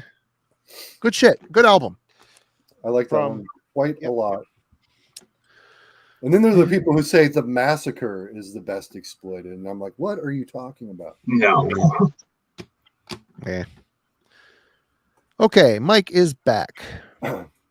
Yeah, first, Brian McFadden was asking if anybody knew Negative Gain. That's a fantastic record. I just didn't pull it because it wasn't metal enough for this, I didn't think. But yeah, that band ruled. Anyways, we're going to go a little more modern here, I guess. It's like 2011, but it's a Japanese band called Technocracy. Damn it. Terrorist. This is this kind of sound, well, obviously it sounds like COC from their name, but much more of like a Sabbathy influence to it. It's really, really good. The songs are fairly long. It's so good. It's so good. But you know, if you're into like, you know, Sabbath influence, like hardcore, you know, Japanese hardcore punk, then yeah, Show really the band can't lose photo. They look like the Flower traveling band. Look at that band photo, man. Like dude in a cowboy hat, just rocking black Levi's and like pea coats. Yeah. Oh yeah. Killer. I pulled that and I just awesome. Guess there must have been a sale that day. Yeah. They're pretty good. The first one's good as well. Price of Killing Machine, but I only have it on CD. I didn't pull it out. That's a great one too. Yeah. Brian, which record is yours? Curious. Anyway, okay. Eric's next. All right. Well, since Mike stole my first choice from Japan, Technocracy. Oh. Oh. We're gonna go with this Rose LP, Liquidation. Long-standing band. I don't know that they're not still around, but they put out records for a good amount of years. This is their album from '89. They kind of started off more in like the early SOB sort of vein, like Thrash Night, that sort of sound before SOB got kind of thrashy and almost a little death metal-y and grindy. This is kind of similar to that. There's a lot of like fast hardcore on here, but there's also a lot of thrash elements on this record. And I haven't heard a lot, especially from Japan at this time, that really sounded like this, because most of the bands coming from their area, their geography in '89, at that point were doing like the whole SDS sort of sound. Whereas these guys were really paying homage to like bands like Satanic Malfunctions from the UK or The Stupids, but with a bit more of a thrash sound to it. I love this record. It's got killer cover art. Who knows what's going on there? I have no clue. Band playing live, being eaten by like the cash register. Yeah. It's rad. It's just a killer record. Yeah, awesome. Rose. Some of the stuff that came after this, a little bit more power violency, but this is like that sweet spot. I like it a lot. I've only ever owned Mosh of Ass. Mosh of Ass, yeah, that's the follow-up. Yeah, I've never heard that one though. It's killer. It's really good. Okay, well, I'm going back to California. Hyrax. Yeah. Raging Violence, Hate, Fear, Power. These are both radio promos. They're pretty well partied on. This is before this band got really metalized. They got a lot thrashier as they went, but there was a definite hardcore for sure. energy to these first couple Hyrax albums. Caton's vocals are, of course, always a very unique selling point for the band. Kind of love or hate it. If you don't like his vocals, you're maybe not going to like the band. But he's and his charisma. He's just a good stage front man, and he's the best front man I've ever seen live. Right on. I saw them back when they did their comeback with the wolf on the cover. I can't think of the name of the album. I've got it over there somewhere, but yeah, live is just like a force of nature. Yeah. And those records are just phenomenal. I'm glad they're great, fast, really short and sweet, very energetic, very cool. And they don't sound like everybody else from the Southern California scene at the time either, which is the only cool. The only reason I know about Hyrax was because of the split with Spaz from back in the day that Slapahan did. It's like some Hyrax demos and then some Spaz tracks on the B-side. Caton DePina is so fucking positive. Like, that dude loves what he does. I've seen tons of interviews with him, and he's always just in the best mood ever, talking about, metal and hardcore. That dude is amazing. He's killer. Has anybody seen? I've watched some recent-ish concert footage of Dead Kennedys going off of Brian's. Man, they should stop. I'm sorry. I'm not one to say a band should do this or should do that, because I mean, I get it, but holy crap, it's not good. It's not good. Like, I don't know who they got singing for them, but it isn't right. It just isn't right. I didn't know they were still playing. They're dude. They got old. Time caught up with them, man. They look old. Is Jello still fronting? What? Jello? It's No, not it's just Jell-O, some other right? dude. Yeah, okay, They'll never do shit with Okay. Jello again. That's right. Yeah, because I read some. He was talking shit about him a while back. So it's like, anyway. He finally lost the court case with them, so they got the rights to Dead Kennedy's name back and started putting out a whole bunch of live shit and old stuff, and they're still playing as a Dead Kennedys with some other guy singing. It's like that flag shit. Ugh, it's not good. Well, the flag stuff was good. So I meant was it the black flag? Not flag is fine. Black flag is bad. Now. Yeah. Yep. All right, Mike. Okay, Portland. A little bit of Wehrmacht. Yes. Some shark attack with the great white jet skis. Fuck yes. Shark chariots, whatever. Eventually become sweaty nipples. Right? Yeah. Can't go wrong with nipples. These guys were like a brother band to Cryptic Slaughter, and they're very similar. They're just, these guys kind of fall more in the metal side of it, whereas Cryptic Slaughter fell more in the hardcore side of it. So they're kind of perfectly matched. And then as you get further in their catalog, what's that? Sorry, did they do the Spastic Blur? That was Wehrmacht dudes also in Spastic Blur. I believe so. Yeah. I don't think I've ever actually heard that record. I've seen it, but it's pretty wild. Yeah, I've just heard the Shark Attack and Wehrmacht. They're both pretty good. I mean, good and fast. The second LP is definitely like further into the thrash territory. Way more, I guess, crossover for our intents and purposes. But yeah, they're both really good. Yep, yeah. They fit perfectly with Cryptic Slaughter, and apparently they toured together quite a bit. So. Oh, really? That makes sense. Yeah. I saw Wehrmacht, except when I saw them, they were called Sweaty Nipples, and they were different. Yeah, and see, I have a Sweaty Nipples demo, but is that the one that looks like a Tide box? It's got a pink J card.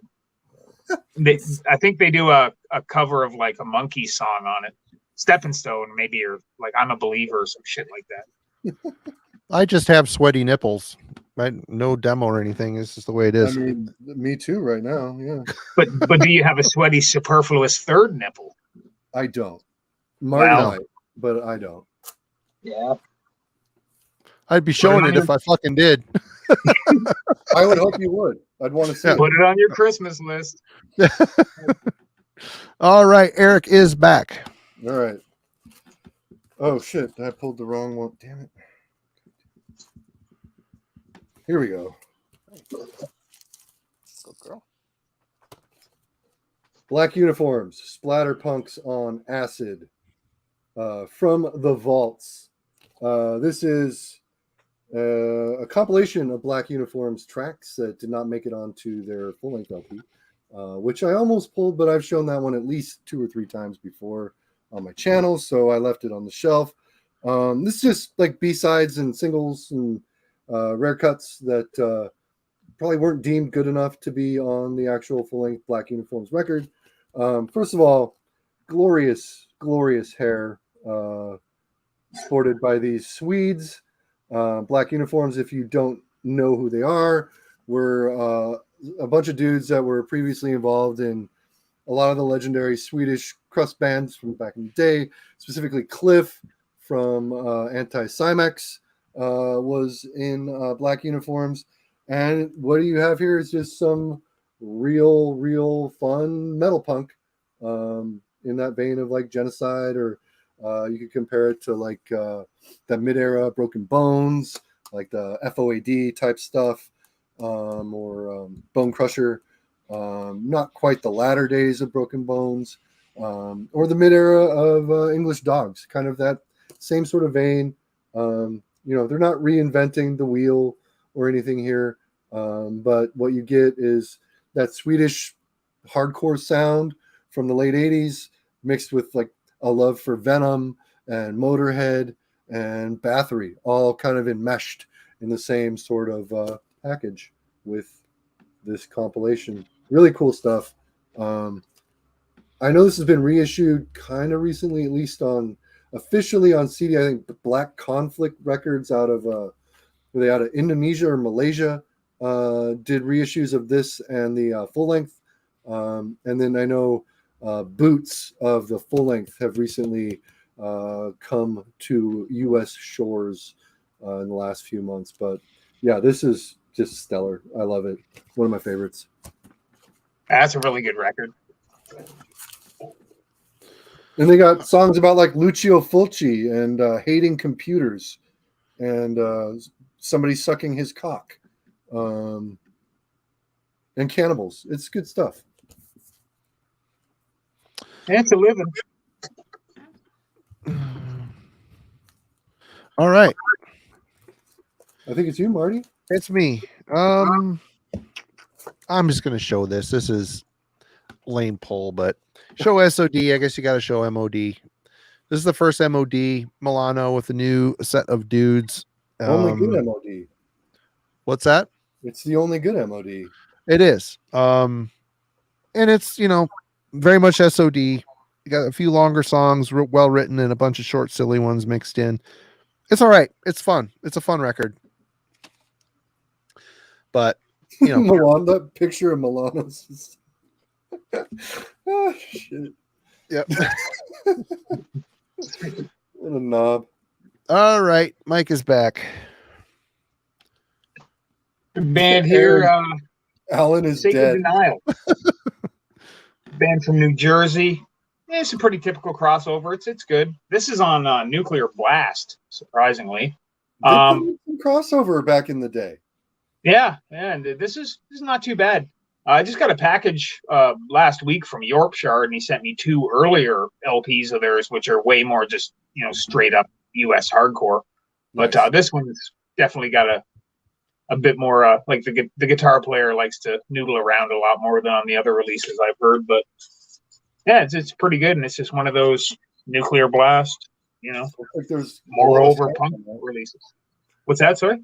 So it looks like there's a lot of songs on that one. Yeah, there's tons. Nuclear Blast did have a little stint with punk. Weren't they also they had a band sign called Rostock Vampires? Are they any good? Yeah. That's correct. They were okay. Yep. Not bad. There's a song on this called Love After Pizza, which is pretty hilarious. Yeah. It's not possible. All right. It's a paradox. Eric. All right. Might as well keep it with metal punk. English Dogs, Metamorphosis. I mean, obviously, Killer cover. doesn't get much more crossover as far as UK scene went than this record right here. Was actually, if I'm not mistaken, the last release of English Dogs, Metal Cycle. Again, just stellar hair on these gentlemen. Oh, man. Yeah. Um, Probably 3 of those 5 are bald now. I fucking love these like super like glamour shots of like old UK 82 bands. Like the some like who was that for like a Teen Beat magazine or like a RIP magazine? Who knows? I don't know. Anyway, it's just a 3-song 12-inch EP.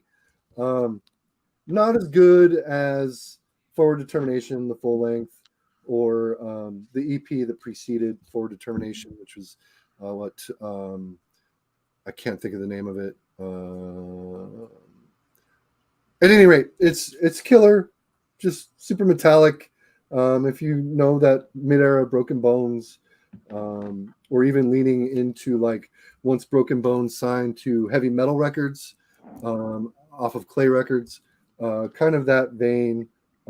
English Dogs kind of got a bit more punk again after this record, towards like the late 90s, early 2000s. I think they're still playing. I could be wrong about that. Onward into Battle, James says. Is that it? What you're thinking? No, there's Forward into Battle, and there was an EP that Oh. came before that, released by Rock Records, which I could go grab it, but I'm lazy. If I get up again, it's going to be to grab my dinner out of the fridge. I'll also, here's another thing. They're wearing their own shirts. See, I see nothing wrong with that. If Maiden does it, it's okay. It's okay. It cracks me up. That's I've worn my own band shirt before. I'm not criticizing the move. Okay, I'm not A criticizing. lot of people do, and I get it. It's a controversial topic, but you know. At any rate, this record is awesome. It is not easy to come by these days, and I know Dennis over at Analog Archives often rocks the T-shirt for this album. I would love a shirt of this, but that's neither here nor there. It is a rad record. Okay. Yes, To the Ends of the Earth. Wait. God damn it. I'm going to have to go to the Oracle. Yeah, To the Ends of the Earth, because the other full length was Two Worlds, or Where the Lands Meet, or some shit like that. Doesn't matter. Is Where the Lands Meet like the very picturesque, like scenic? It looks like a Dungeons and Dragons book cover. I have that tape. I have that on tape. Yeah, that's the one. Yeah, I like that record a lot, but it's not my favorite. Oh, yeah, right. Where Legend Began. Sorry, that's the full length. The EP, To the Ends of the Earth, also crushing. 1984 was the direct follow-up of Mad Punks and English Dogs, which is a UK 82 record, like a la early Verruchers, pre-metal exploited. To the Ends of the Earth was like a weird like paradigm shift. They're like, we're gonna be a metal punk band from here on out, but good shit nonetheless. Right on. Okay. Well, I've got these records sitting here. I've got them all mixed up. Obviously, I had Another Nuclear Assault pulled. Mike started off talking about Cryptic Slaughter. I have Convicted on tape. Stream of Consciousness. This one's my favorite of the bunch. I don't know why. Just I love the energy of it. But here's where I'm going to start stretching the definition of crossover a little bit. And it starts off kind of making sense, but as I go, it's going to get worse. But we're going to start with this one. This, for me, is a very big crossover record. Repulsion Horrified. This was the band, the album that kind of inspired the whole grind thing in the UK. I mean, this thing came out. I mean, the demos, Repulsion were putting out demos in what, 84? I mean, that's early. I mean, for this style of music, that's early. And they took punk and they went darker and heavier and faster with it. I don't know if they were inspired by Japanese stuff. I don't know exactly where it came from, but this to me is an album that inspired, shit like Scum and From Enslavement to Obliteration, which is, grind to me is another form of crossover. You guys are sitting there kind of quiet, holding your tongues. What would you say? No, I would I definitely hear punk in that record for sure. Absolutely. Yeah. These guys always struck me as a grindcore MC5. I hear more MC5 on this than I do anything else, which is kind of a weird thing to say. But my outlook on that Repulsion is, if we're going to consider that first Siege record, Drop Dead, or the first Heresy record, punk records, then that Repulsion record is a fucking punk record. Yeah. Yep, it's metalized punk, but just to, sped up a ton faster than a lot of things had gone previous. So very influential record. It inspired a whole movement of other grindcore bands. And that was originally released by Necrosis, wasn't that? Fucking, what's his face's late? Jeff Walker. Jeff Walker from Carcass. Yeah. Yep. So there we go. There's my start down things I shouldn't probably show, but I'm doing it anyway. Oh, it works. I can't argue with what you said. Absolutely, I'd say it fits. Okay. We got Mike back. He's one that really gets no love, but it's a band from Indianapolis, Transgression, Cold World. It's more on the kind of simple side of cool cover. It's not really flashy musically or anything, but I just like it. It's just raw, just kind of chugs along. I don't know. No one ever talks about it. I think I first heard it. It was on the North Atlantic Noise Attack compilation, maybe. But yeah, it's pretty good. It's from an out of the way place, just from Indiana. You don't really hear about a lot of bands from there back at this time, anyways. But yeah, it's not bad. Not bad at all. Like I said, the simpler kind of side of crossover. It's not flashy in the least, but It's all right. Nice. I have to check that out. Cool cover. Okay. Eric Bauer. All right, let's go back to Brazil, huh? How about that? BSBH with Orfaus da Nassau. I don't know if I pronounced that right. My Portuguese is pretty terrible. I mean, what do you think? Yep. Suicidal and Slayer. Yeah, I mean, you got, I've talked about this on my channel. This record's awesome. Came out in like 88, 89. Just fucking skate thrash, basically, out of Brazil. Definitely equally indebted to Suicidal, Slayer, DRI. Doesn't really sound like other thrash bands coming out of Brazil at the time. Like, you won't hear any real resemblance to like Sepultura or like the post-Inri Sarcophago stuff or Sex Trash or anything like that. Kind of its own beast. If I had to compare it to anything else from Brazil, I would probably compare it to like that RDP I showed earlier, or I just had it and lost it. So sorry, but it's a good fucking record. I would think they were like a one and done, if I'm not mistaken. Released by Devil Discos. I want to say they were out of Sao Paulo. If that looks like a cool, if you think that they look cool, then you're gonna like this record. If you take it for what it's worth, it's awesome. Just meat and potatoes type stuff, but really cool. Like I said, kind of unique because you either had like that Cogumelo sound, or you had like that early crust, like Besthoven, agrotoxico type sound going on in Brazil at that point in time. So it's cool shit. Cool, man. Yeah. All right. Did I skip you, Mike? Nope.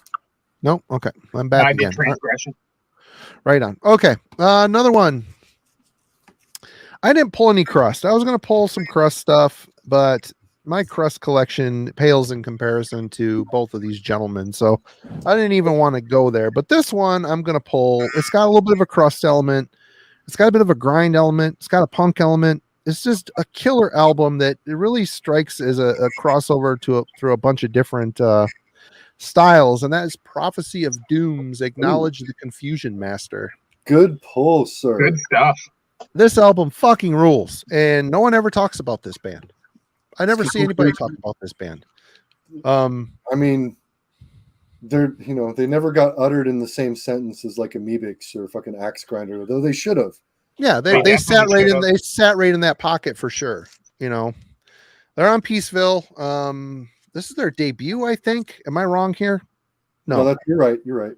The Matrix. I also have the Matrix on vinyl, and that one's a bit more industrial than that. Yeah. That original one, but True's vocals are fucking killer. He hits the pitch shifter a little bit. Yep. But these guys are great, man. Very political minded, social, political, digging for bettering yourself type of lyrics. Just heavy as fuck, man. There's a crusty punk vibe to this record. It's just a dirty, heavy, catchy fucking record. Yep. And is it crossover, like Southern California skate shit? No, it's not. It's English, it's dark, it's sitting in a bunch of different genres quite comfortably and coming up with something really cool. I mean, you got hints of death metal on that record. Yeah, there's hints of death metal, really heavy, low tuned guitars. That really kind of sells it too. Check it out. Good album. Good band. One of the essential Def Records releases. I bought this from Gene from Angel Corpse for $30, and it was not in good shape. That's still a pretty good deal, man. It plays. It plays okay. The cover and shit's pretty beat on. I think I spent a little bit less on mine, but I also got mine like years ago, many years ago. It might, Simon. Check it out. It's a good crushing record, and since you are the king of finding OG presses of stuff in Australia that it should Right. probably, it's probably got 15 of them at your local store. Random OGs in Australia for some reason. Like, Yeah. Makes no fucking sense. It's where all OGs go to die. It's Australia. They put it on a boat and that's where they end up. All right. Yeah, Mike is back. Yeah. Join the army. Essential. Yeah. I pulled that I'm on more- tape too, but I decided not to talk about it because yeah, you got Yeah, it. I mean, it's pretty obvious. There's not much more I can add. Everybody knows what this sounds like. I've always been more of a first LP suicidal guy. I like this one good enough. Beyond this, I'm a little hit and miss on it. I can deal with it, but like was said earlier, when the Seinfelds get in there, I'm checking out. Yeah. yeah. Yeah. The first one is the only one I care about. I've got all the bunch of other stuff, but they lost me real quick. I love the first suicidal though. It's so good. Yeah. I do respect Electrified John Rambo though. No, dude. I used to have a Strong Intention shirt, which had this had the Strong Intention logo, but it was the Suicidal Tendencies font, and then they just reused that same picture, but it was like a black and white silkscreen, like, and that was it. So people would be like, "My suicidal shirt." I'm like, "It's not suicidal, dick." Poser. Learn to fucking read. Phil said that the that Prophecy of Doom Peaceville just reissued it, so apparently That's it's right, because they just reissued the two Deviated Instinct records also. The Guttural Breath and the first one, Rock and Roll something or other, Rock and Roll Nightmare, I think. Was that it? I don't remember. Anyway. All right. Eric is back. Well, people have been hollering for this band, so Gangrene, you got it. Second record. There's not much I can say about Gangrene that hasn't been said by somebody else a little bit more eloquently than I can say. First Gangrene record, I would say, is just a pure hardcore record. I don't hear really any crossover on that record, except for maybe on Alcohol, the track. That's about it. This record is just straight up crossover thrash. I love that they're all repping the fucking Skull Skates shit. Just rules. And of course, their Budweiser obsession continues on this record, and it would continue on the following records that came after it. This is just, it's rad record. Not their best, but I would say the best is the first one. But this is a good second best. Again, not much I can say about Gangrene that other people haven't already said better than I would probably say it. I do like this guy's disembodied legs. Like, yeah, I'm not really sure what's going on, but it's good shit. Roadrunner put this out. Previously they were on Tang. I want to say Tang, yeah. And Tang, it's still in print, but like Tang doesn't ever put anything out of print. They just reissue sketchy versions of their old records and try and pass them off as old issues. At any rate, this is a cool fucking record. it is. It's fun. I got that one on CD. Fun stuff. And again, shout out to Camelot Music. Shout out to Camelot. Fucking miss those days. That place ruled. Best record store ever. Okay. I am next. Okay. I'm still pushing it. I'm still in England. Kind of crusty. If you take a little bit of industrial, a little bit of Godflesh mixed with a little bit of crust, you've got the first Pitch Shifter. Industrial. This is an interesting crossover type of record for me. I love the first two Pitch Shifter releases, this one and Submit EP. I love that fucking EP. Then their second full length, Desensitized, is the last good one. After that, they took a horrendous shit. They went dubstep or something. It's fucking terrible. But this is dark and brooding and really killer. Industrialized crust, brutal cancroid, gravid rage, catharsis, just dark, haunting. I like these guys way better than Godflesh, but Industrial. This is a very cool crossover type of, not necessarily, again, not in the traditional sense, but another mix of several styles that makes it very interesting and cool. All I right, haven't heard that in years. it's I fucking almost great. I forgot about it actually until now. Wow, that's crazy. I might have to revisit it. Listen to it tonight. I very well might. It's really good. All right, here's Submit. one we I talked like the about. Submit EP even better. Anyway, sorry. Go ahead. Here's one we talked about before we went live. Pro Mags, we'll get that out of the Age of way. Quarrel. Age of Yep. Quarrel. You know, Great everybody record. knows the record. Good live band, too much infighting, you know, kind of too much acclaim for only having one record that they're really known for. Best Wishes I like quite a bit, but a lot of people don't care for it. Seen them live a million times. They're always good. I even saw them on the Best Wishes tour, and they were good too. So, super influential band. Wouldn't want to fight any of them. No. Chromax. That album is like maybe the best New York hardcore record. I mean, it just seems like a lot of people aspire to be that record, you know? Yeah. I don't know. And all those guys will tell you they were influenced by Bad Brains. So, Right. Yeah. Absolutely. It's definitely a reference I can hear, the Bad Brains influence for sure. yeah, Oh, sure. for sure. All right, my turn again. Yosa. All right, here's another kind of modernish record. That would be Holier Than Thou with You Can't Have Slaughter Without Laughter.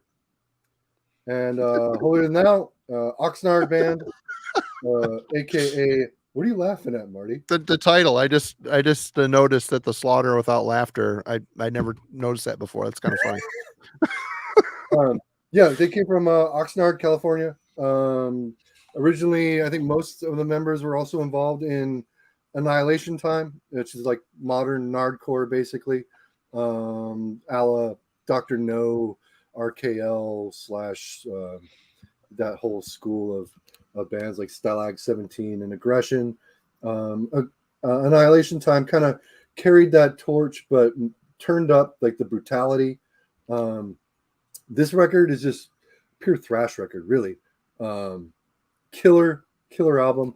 The vocalist of this band in Annihilation Time recently passed, I want to say within like the last 2 years, unfortunately. They had quite a bit of material, like 2 full lengths. I know, like a 12-inch EP, like a bunch of 7 inches. These guys are fucking just killer, just stellar band. The artist that did this cover also did the cover to the Technocracy record that Mike didn't show. Even though it looks quite similar to the Technocracy record Mike did show. Both artists Japanese. There's not a whole lot I can say about this. If you can imagine Dr. No, but before This Island Earth, but with really thrashy influences, that's kind of basically what you get here, just ramped up for the early 2000s. Just great, stellar fucking stuff. I dig it a lot. It's definitely one of my favorites. Everything that band did's awesome. Yeah. Really good. Yeah. I got a few of a few 7 inches that are awesome by them. Like, I've never been let down by a Holier Than Thou fucking release, or an Annihilation Time release for that matter. Agreed. Okay, Mike. Oh, are you out? Aren't you after Eric? Oh no, shit. No, I'm not. Sorry. Yeah, I mean, I'm just going to do this in passing. Yeah, I mentioned Repulsion influencing Napalm Death, and there's Napalm Death. But this is my last one. But if you guys have more, go until you're done. It's no problem. And this is, again, I'm stretching the rules a little bit here. But when it comes to mixing metal and industrial, man, you can't. Old Al Jorgensen. The Land of Rape and Honey is where things kind of collided here. Is he the first? I don't know, but he's certainly the one that kind of went running with the ball and got praised for it. This one I like. I really like the Land of Rape and Honey as well. but I almost prefer Electronic Ministry a bit better. That is But where anyway, you're going. That is the land of rape and honey that you've got. well, I meant mine is a terrible thing to taste. Sorry, I've been drinking. Marty. Land of Rape and Honey. This is like coming off of Twitch, which is a completely synth album. All of a sudden, you've got heavy guitars on this here, and from here on out, he kind of just came a popular metal band. Influenced a ton of people. So this to me was always kind of a crossover record for sure. Is it the first? I don't know, but he's certainly the most. He had the best PR team. We'll just say that. It's funny. I actually just got it's like a new wave power pop single from like 1980 from Chicago, but Al Jorgensen was like the bass player in that band. So what was the band name? Immune System. Okay. Yeah, like he's not on the record I got, but apparently the bass player left after the record that I got, and then Al Jorgensen took over on bass, which is super departure for him. Well, Ministry would be a departure from that. But yeah. Interesting. Okay, Mike. Had an Australian one here. Depression, Australia. Fuck yeah! Just fast hardcore punk with a metal guitar player, really. I like the record before this better. It's a little more on the the punk side, but this isn't bad at all. It's funny because I managed to grab 2 12-inches by this band within 2 months of each other. So this was the first one I got. I just have this Gash. That's all I've got from Depression. You see, that's the one I don't have. So hopefully I come across that sometime soon. But yeah, really good band. First heard him on the Maximum Rock and Roll Welcome to 1984 comp. Never saw any of their records until recently, so I grabbed them. It's good stuff. Definitely more on the punk side, though. So if you're more into the metal side of it, it might not be for you. Okay, Eric. All right. Well, keeping in kind of the vein that I was just talking about with Holier Than Thou, ? We're going to look at Destined for Assimilation, DFA. Kind of an obscure band, but very much in that early 2000s. Oh, you pulled it too, Mike? Yeah, I had. Yeah. Released by Ugly Pop. This is like, I don't know, like 2003, 2004. It's not super old. It's not brand new either. It's not, again, nothing new, nothing where it's like reinventing the wheel. But it's definitely that sound of like a hardcore band that's assimilating thrash into their sound. Very skate rock friendly on this particular release. I would maybe compare it to a band like, and I have no idea if anybody watching this would know them, but A&S out of Texas, who put out a really killer LP called The Pool, which is about skating a pool. So topically kind of right on point there as well. This is really good, really solid, not outstanding, but nothing I can't recommend about this. It's if you're reaching for this type of music, you're not going to go wrong with this record, and you're definitely not going to have any compulsion to turn it off once it's playing. It's pretty good, pretty great. My old band played with them once. My old band played with those guys once. They were super cool, but they after the show they played with us, they were going like across the border at Detroit to go play in the States, and they were going to bring a whole bunch of weed. And I was like, man, that's not how it works. You were Canadian. That's right. Okay. I forgot about that. You give the weed to us so you don't go to jail. Yeah, exactly. Yeah, they're from Saskatoon. So, but they were just like, oh, yeah, we're going. I'm like, not with that. You're not. You're going to get fucking arrested. So, but they didn't. So I don't know if they took it or they ditched it before they went. Okay. Oh, back to me, eh? Actually, I got a couple 7-inches here. We'll got one here from Pittsburgh.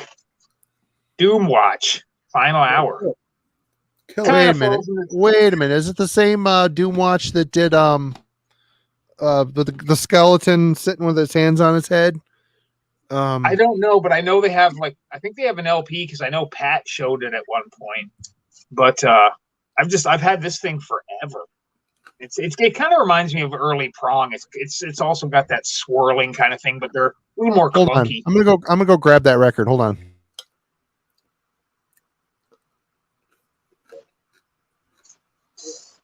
Keep going, Mike. What's that?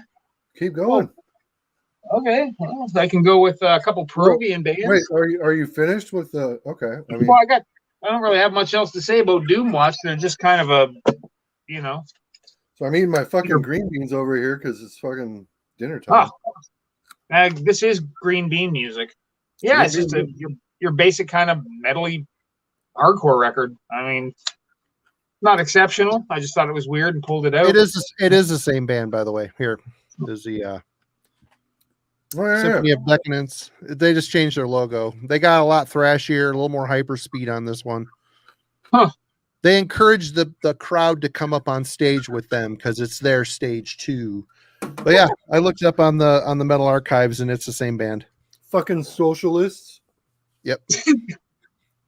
$8.99 Vertigo Records. I used to have this on tape and found it dirt cheap used at Vertigo. So cheers to Herm.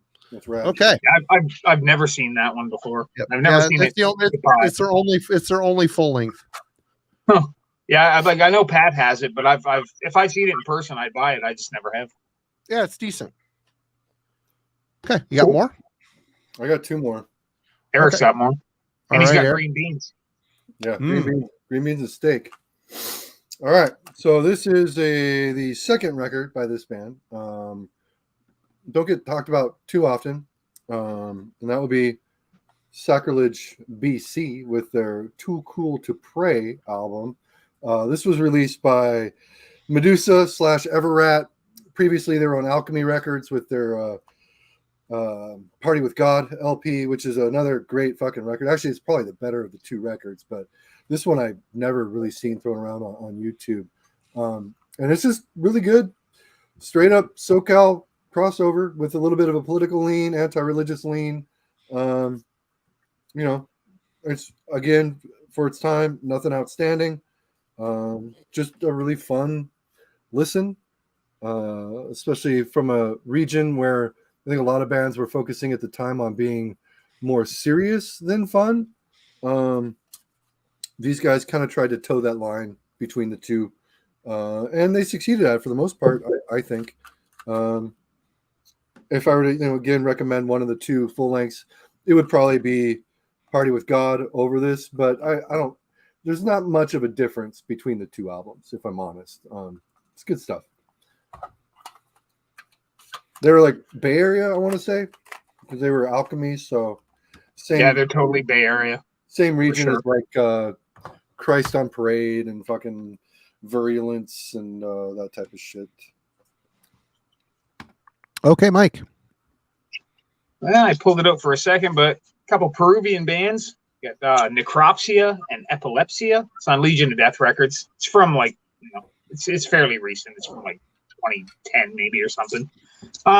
Actually, this is just really, really good. Like, that falls more on the thrash side, the metal side of crossover. But both bands sound pretty similar, pretty good. When I went to see Voivod a couple months ago, there was a guy with an Epilepsia shirt, and I, commented on him and said "cool shirt" or whatever. Turns out he was actually in that band. And I was like, "Wow, you're from Peru?" And he's like, "Well, actually, I'm from Colombia, but I would go to Peru and play with him in that." I have no idea why he was here, but I just thought it was a really odd thing for an odd person to encounter at a Voivod show in, a small city in Canada. Crazy. Small Eric, world. you got any more? Yeah, definitely a small world. He's a nice guy. Uno mas. I teased this a little earlier when I showed that Negative Self. Members of Negative Self are in this band as well. Dr. Living Dead. Super goofy cover, but I kind of love it. I kind of like it. It's cool. You get the band on the back. I mean, okay, what do you think they sound like? I don't know. The thrashing suicidal, I'm assuming.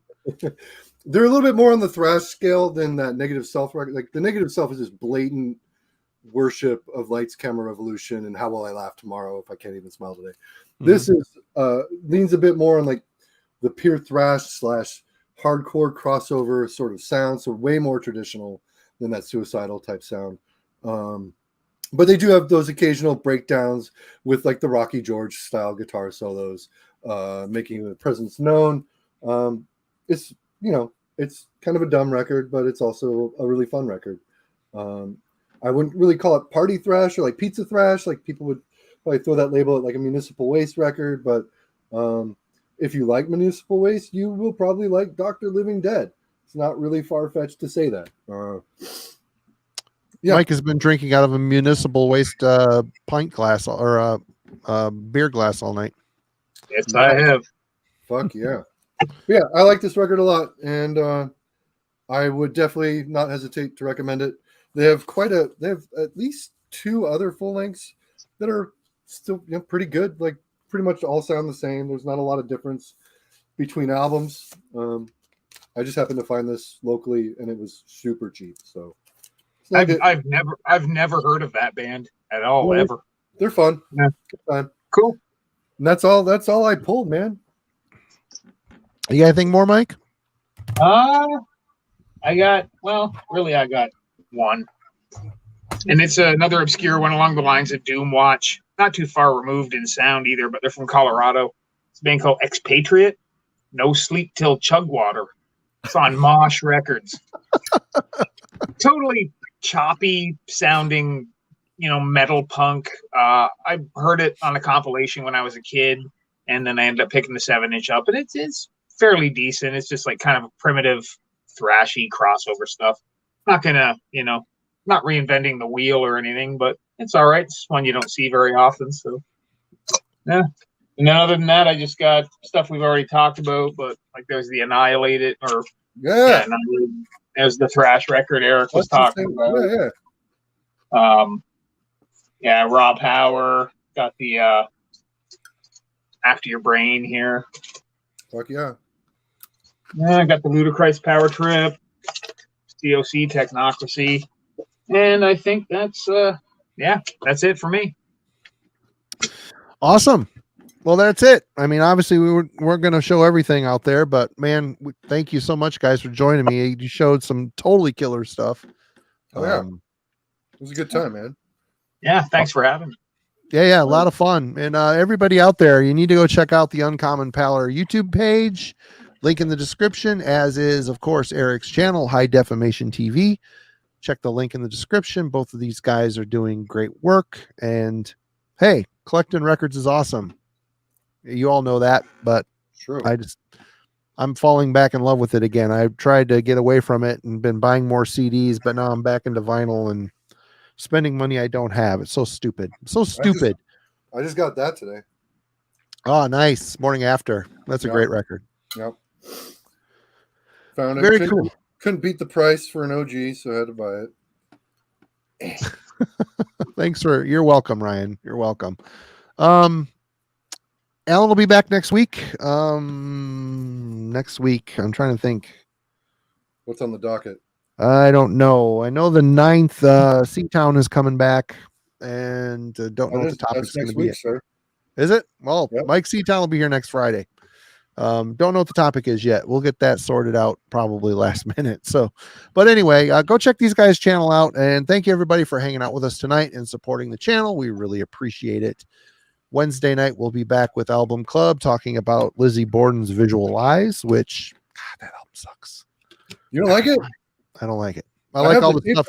I forgot I had the tape over there. I like all the stuff before it, but that one, they embrace their LA side, and it really kind of bums me out.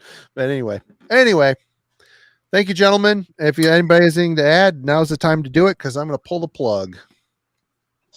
Thanks everyone for watching. Yeah. Right on. Awesome. Thanks, everybody. We will see you next week. Cheers.